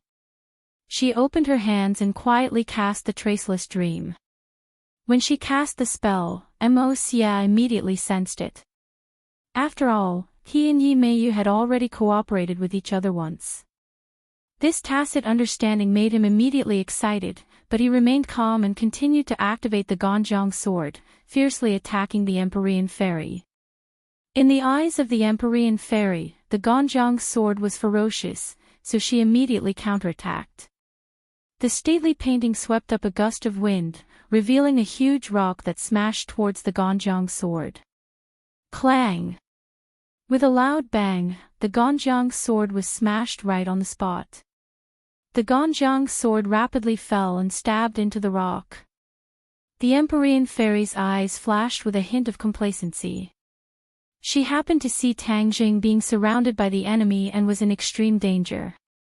She shouted, "Be careful," and flew in front of Tang Zheng, protecting him and attacking the enemy. She did not notice the change in the eyes of the Tang Zheng behind her, and a strange smile appeared on the corner of his mouth. Tang Zheng raised his hand, and a cold light flashed in his hand, stabbing towards the Empyrean Fairy's back. When Mo Xia saw this, he was overjoyed. He and the Empyrean Fairy had the same cultivation, both were at the first stage of the Mahayana realm. It could be said that they were on par, and it would not be easy to defeat the other party in a short period of time. Yi Meiyu's little trick happened to make up for this, and could help him end the battle quickly. Seeing the cold light silently stabbing towards the Empyrean Fairy, Mo Xia seemed to have seen the dawn of victory. Taking advantage of this gap, he quickly cast a spell to condense the soul of the Golden Crow. Countless specks of light gathered towards the soul of the 8th Golden Crow and gradually took shape. The Empyrean Fairy did not notice the change behind her at all. The god of death had already descended on her head, but she did not know. Normally, she would definitely have noticed. However, this was the dreamscape created by the traceless dream's sacred art. Her focus and reaction speed were greatly reduced. Fu Yao, be careful of Yi Meiyu's heart's dream, wake up quickly. A weak voice sounded in Empyrean Fairy's ears. The voice was very weak, as if it came from a faraway place. She almost missed it. However, it was as if he had been enlightened. The Empyrean Fairy quivered as if she had just woken up from a dream. She tapped the ground with the tip of her foot and charged forward. Yi Meiyu's attack missed, the cold light stopped at the position where the Empyrean Fairy was standing. If she had not rushed forward for a distance, the cold light would have pierced through her back. The Empyrean Fairy turned her head and happened to see this scene. Her consciousness immediately became clearer, and she kept telling herself that this was all a dream. Traceless dream had lost its effect. The appearance of Tang Zheng underwent a tremendous change and turned into Yi Meiyu's appearance. The killing intent in the Empyrean Fairy's eyes surged as she said, "You still want to use this method to kill me?" Whiz! A ray of cold light flew out from the mountain river map and shot straight towards Yi Meiyu. Yimayu panicked and immediately ran backwards in an attempt to avoid this attack. She was very clear about the difference between her and Yimayu. Furthermore, as long as Traceless Dream lost its effect, her so-called attack would not be of much use. She wanted to dodge, but it was useless. Puff! The cold light pierced through her chest, bringing with it a flower of blood. She fell backwards with a loud bang, her eyes flashing with despair. Be careful. Mo Xia flew behind her and caught her, preventing her from falling into the bottomless abyss below the heavenly mountain. Mo Xia anxiously tapped on her body a few times. This time, the damage was very severe, passing through her right chest and almost injuring her heart. At the last moment, she dodged in time to avoid the vital point of her heart. Don't worry, I'll save you. Mo Xia comforted her, circulating her energy to stabilize her injuries. Yimayu's face was pale and her breathing was heavy. In that moment, she felt the threat of death and her heart seemed to have stopped beating. At this moment, she was finally still alive. She was extremely lucky and understood the beauty of being alive. Mo Xia put her down and looked up at the sky. The eighth soul of the golden crow had been condensed. The 8 suns shone in the sky. Although there was a sun rain, it was still extremely hot, almost melting people. When Tang Zheng saw this scene, his heart turned cold. He had worked so hard, but the enemy was still approaching success step by step. Was there really no way to stop it? Empyrean Fairy's heart also darkened. She nodded towards Tang Zheng and said, "Thank you." Just now, if not for Tang Zheng noticing the clues in time and reminding her, she would have been killed by Yimayu. Tang Zheng bit his lips and said, "The situation is getting more and more dangerous. We have to help Li Xiaotian and successfully shoot down the soul of the golden crow." Empyrean Fairy also understood this point and nodded heavily. The soul of the golden crow was the key. They were fighting to the death with the Yellow Emperor's old subordinates, and the soul of the golden crow was still condensing. "For symbols venerable." Tang Zheng called out, and the 4 symbols venerable appeared on the mountain peak with a boom. In this great battle, he was unable to summon the Azura, because the scorching sun above his head was the absolute nemesis of the Azura. The yang qi brought by the few suns was far more powerful than the heavenly furnace array formation. Therefore, if the Azura appeared here, it would be courting death. It would definitely cause irreversible damage. Seeing the appearance of the 4 symbols venerable, Mo Xia was not afraid. Instead, he said jokingly, "Tang Zheng, you want to destroy my plan with just this big guy." Wishful thinking. Today, the 9 souls of the golden crow will definitely be condensed successfully, and Master will definitely be revived. Mo Xia was resolute and decisive. Tang Zheng's face was ashen as he shouted, "Dream on! Kill!" This time, Tang Zheng directly abandoned the Yellow Emperor's old subordinates and rushed towards the soul of the golden crow, activating the sky-devouring technique. Since the sky-devouring technique could even absorb the savage aura, could it absorb the soul of the golden crow? It was impossible for the soul of the golden crow to completely disappear. Even if they successfully stopped Mo Xia this time and used the shooting sun arrows to shatter the soul of the golden crow, it would still be scattered in every corner of the world. Once the Yellow Emperor's old subordinates found a way to condense it, it would be another catastrophe, and the cycle would repeat. Mo Xia was not annoyed, but Tang Zheng would be too. Therefore, he wanted to solve this problem once and for all. The only way he could think of now was to use the sky-devouring technique to absorb the soul of the golden crow. However, looking at the soul of the golden crow hanging high above his head, he was also anxious. Regardless of whether he succeeded or not, he would try again. Therefore, he activated the sky-devouring technique and rushed towards the soul of the golden crow. The 2 black holes in his palms merged into one, turning into a huge black hole. Whoosh whoosh. The air in front of him was completely sucked in, and the surging heat wave could not escape the attraction of the black hole. seeing that he was about to get close.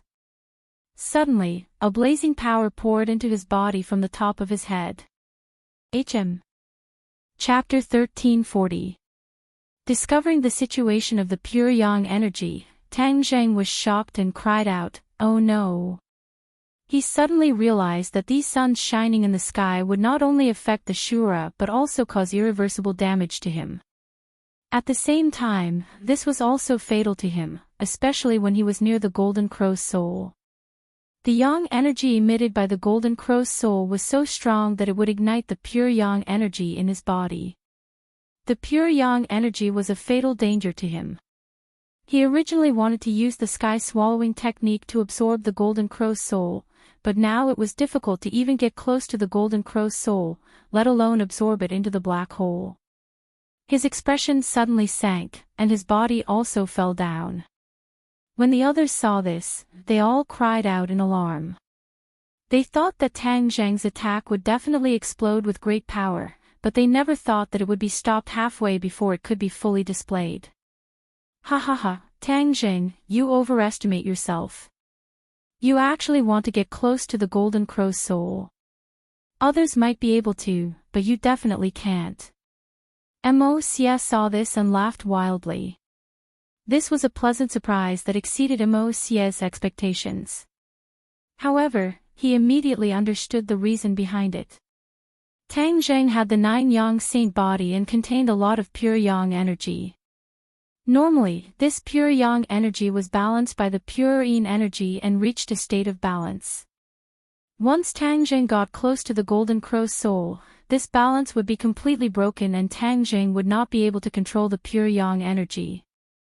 The taste of pure yang energy is very wonderful, right? Don't worry, I will let you slowly taste it and witness the arrival of my master.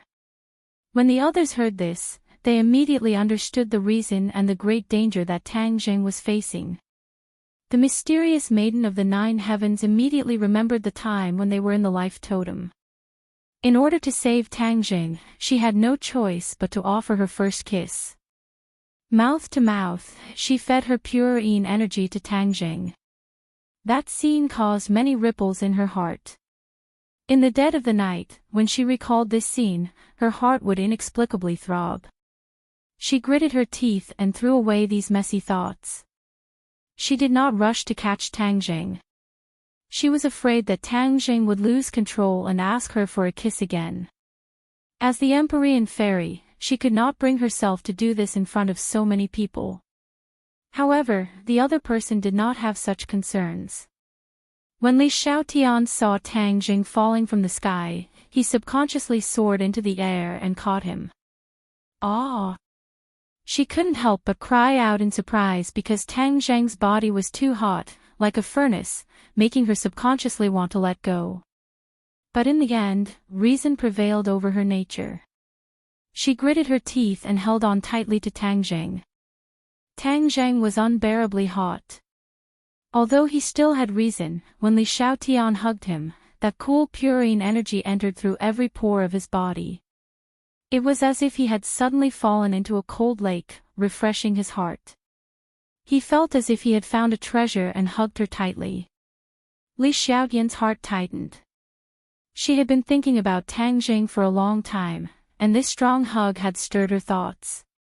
She was very clear about the danger of Tang Zheng's pure yang energy eruption. Now that his pure yang energy had erupted again, it was life-threatening. She also knew how to restrain pure yang energy.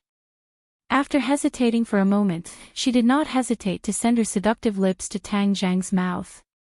When their lips touched, an endless stream of pure yin energy was transmitted over, causing Tang Zheng to be startled.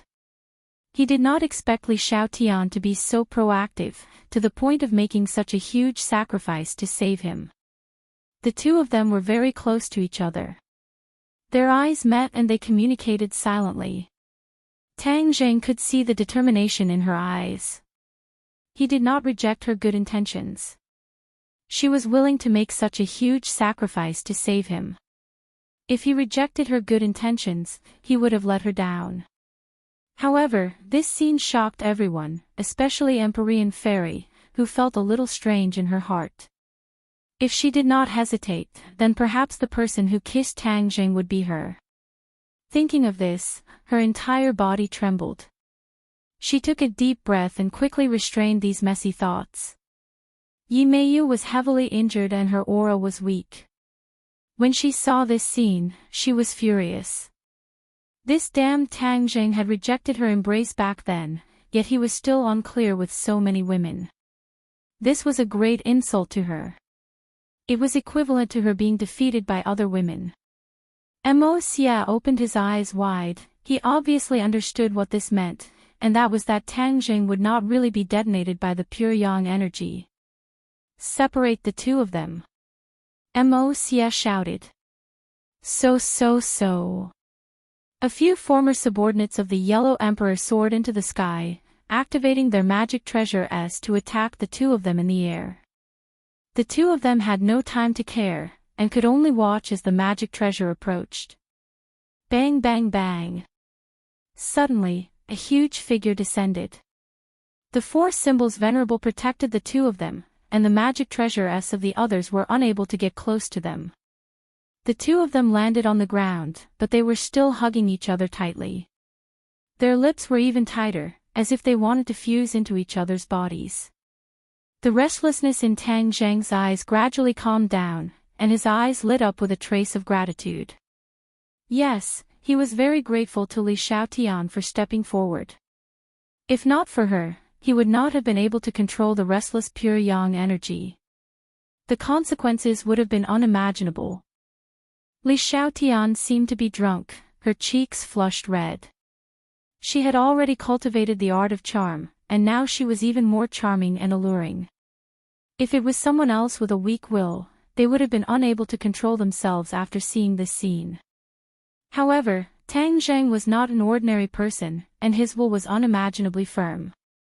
Therefore, even though the beauty was good, he still let go of her. Their lips parted, and a trace of reluctance lingered in Li Xiaotian's heart. "Thank you," Tang Zheng sincerely said. Li Xiaotian's lips curled into a smile, and she pretended to be free and easy as she said, "It was nothing." No one noticed the bitterness in that smile. Tang Jing restrained the pure yang energy and regained his vitality. He stared at the ninth golden crow's soul that was gathering in the sky, his face darkened, and said to Li Xiaotian in an inaudible voice, "We must shoot down the soul of the golden crow, or else, this world will be finished." Li Xiaotian's heart tightened, and she also abandoned her feelings. She knew that Tang Zheng's words were reasonable, and said, "Why don't I give you the heaven-shocking bow and the shooting sun arrows? Last time, you shot down the soul of the golden crow, so you can definitely do it this time." Tang Jing shook his head slightly, rejecting her suggestion. "No, they can be of greater use in your hands. The situation this time is completely different from last time. Mo Xia can control the soul of the golden crow to dodge, even I can't shoot them down." Li Xiaotian's face froze, and asked worriedly, "Then what should we do?" Tang Zheng was silent. Because of the agitation of the pure yang energy, Tang Zheng had no choice but to stop the clouds and rain. Without rain to reduce the heat, the world seemed to have turned into a furnace, with countless flames jumping up from the ground. The scorching air was sucked into people's lungs. Immediately, their lungs felt as if they were on fire, burning their bodies. Countless people despaired, thinking that they had reached the end of their lives. In fact, even humans had reached the end. Tang Zheng looked at the sky, as if he was silently asking, had humans really reached the end? No. He gave a firm answer in his heart. "Let's aim at the same target. I'll lure it out, and then, you find a chance to shoot it down." Tang Zheng used himself as bait, risking his life. Li Xiaotian immediately denied it. "No, the soul of the golden crow will detonate your pure yang energy again, it's too dangerous. There's no time, this is the only way. If sacrificing myself can shoot down this damned golden crow soul, then I'll accept it." Tang Zheng clenched his teeth and said hatefully. Li Xiaotian stared at him with burning eyes and said, "Is it worth it?" Yes. Tang Jing nodded without hesitation, because, in this world, there are too many people that I care about. Am I one of them? Li Xiaotian hesitated for a moment but finally asked. Tang Jing rubbed her hair, smiled slightly, and said with an unquestionable tone, "Of course." After saying this, he rose into the air and flew towards the soul of the golden crow. Li Xiaotian's heart was filled with complex emotions, and silently said, "Thank you," then suppressed all of his emotions, drew his bow, and aimed at the soul of the golden crow. Suddenly, that familiar mysterious feeling attacked her heart again. At first, when she drew the bow and pulled the arrow towards the soul of the golden crow, this feeling appeared in her heart. It was as if the heaven-shocking bow and sun-shooting arrow were different when facing the soul of the golden crow. When he aimed at the soul of the golden crow, this feeling became even stronger.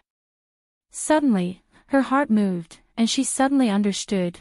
I understand, these two divine weapons and the soul of the golden crow are old enemies, there is a kind of fate between them.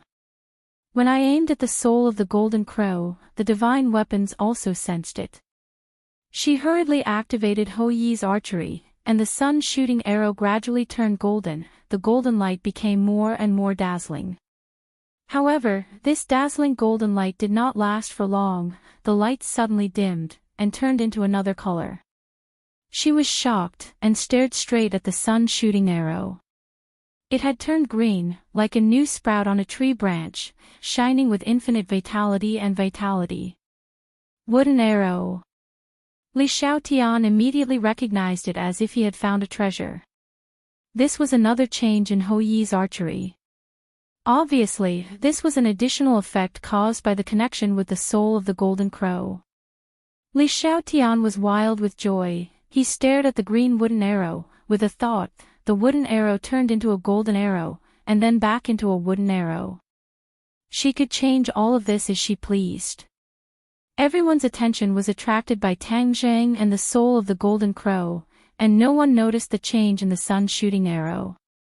Tang Jing charged towards the soul of the golden crow without caring about his own safety, and used the sky-swallowing technique again. In the eyes of Mo Xia and the mocking eyes of the Yellow Emperor's former subordinates, he was like a fool who was seeking death. They had already determined that Tang Jing would definitely not be able to escape a second time, because they had already made the corresponding adjustments. Under Mo Xia's orders, the Yellow Emperor's former subordinates all occupied the area directly below Tang Jing. Once he fell from the sky again, what greeted him would be the fatal attacks of countless treasures.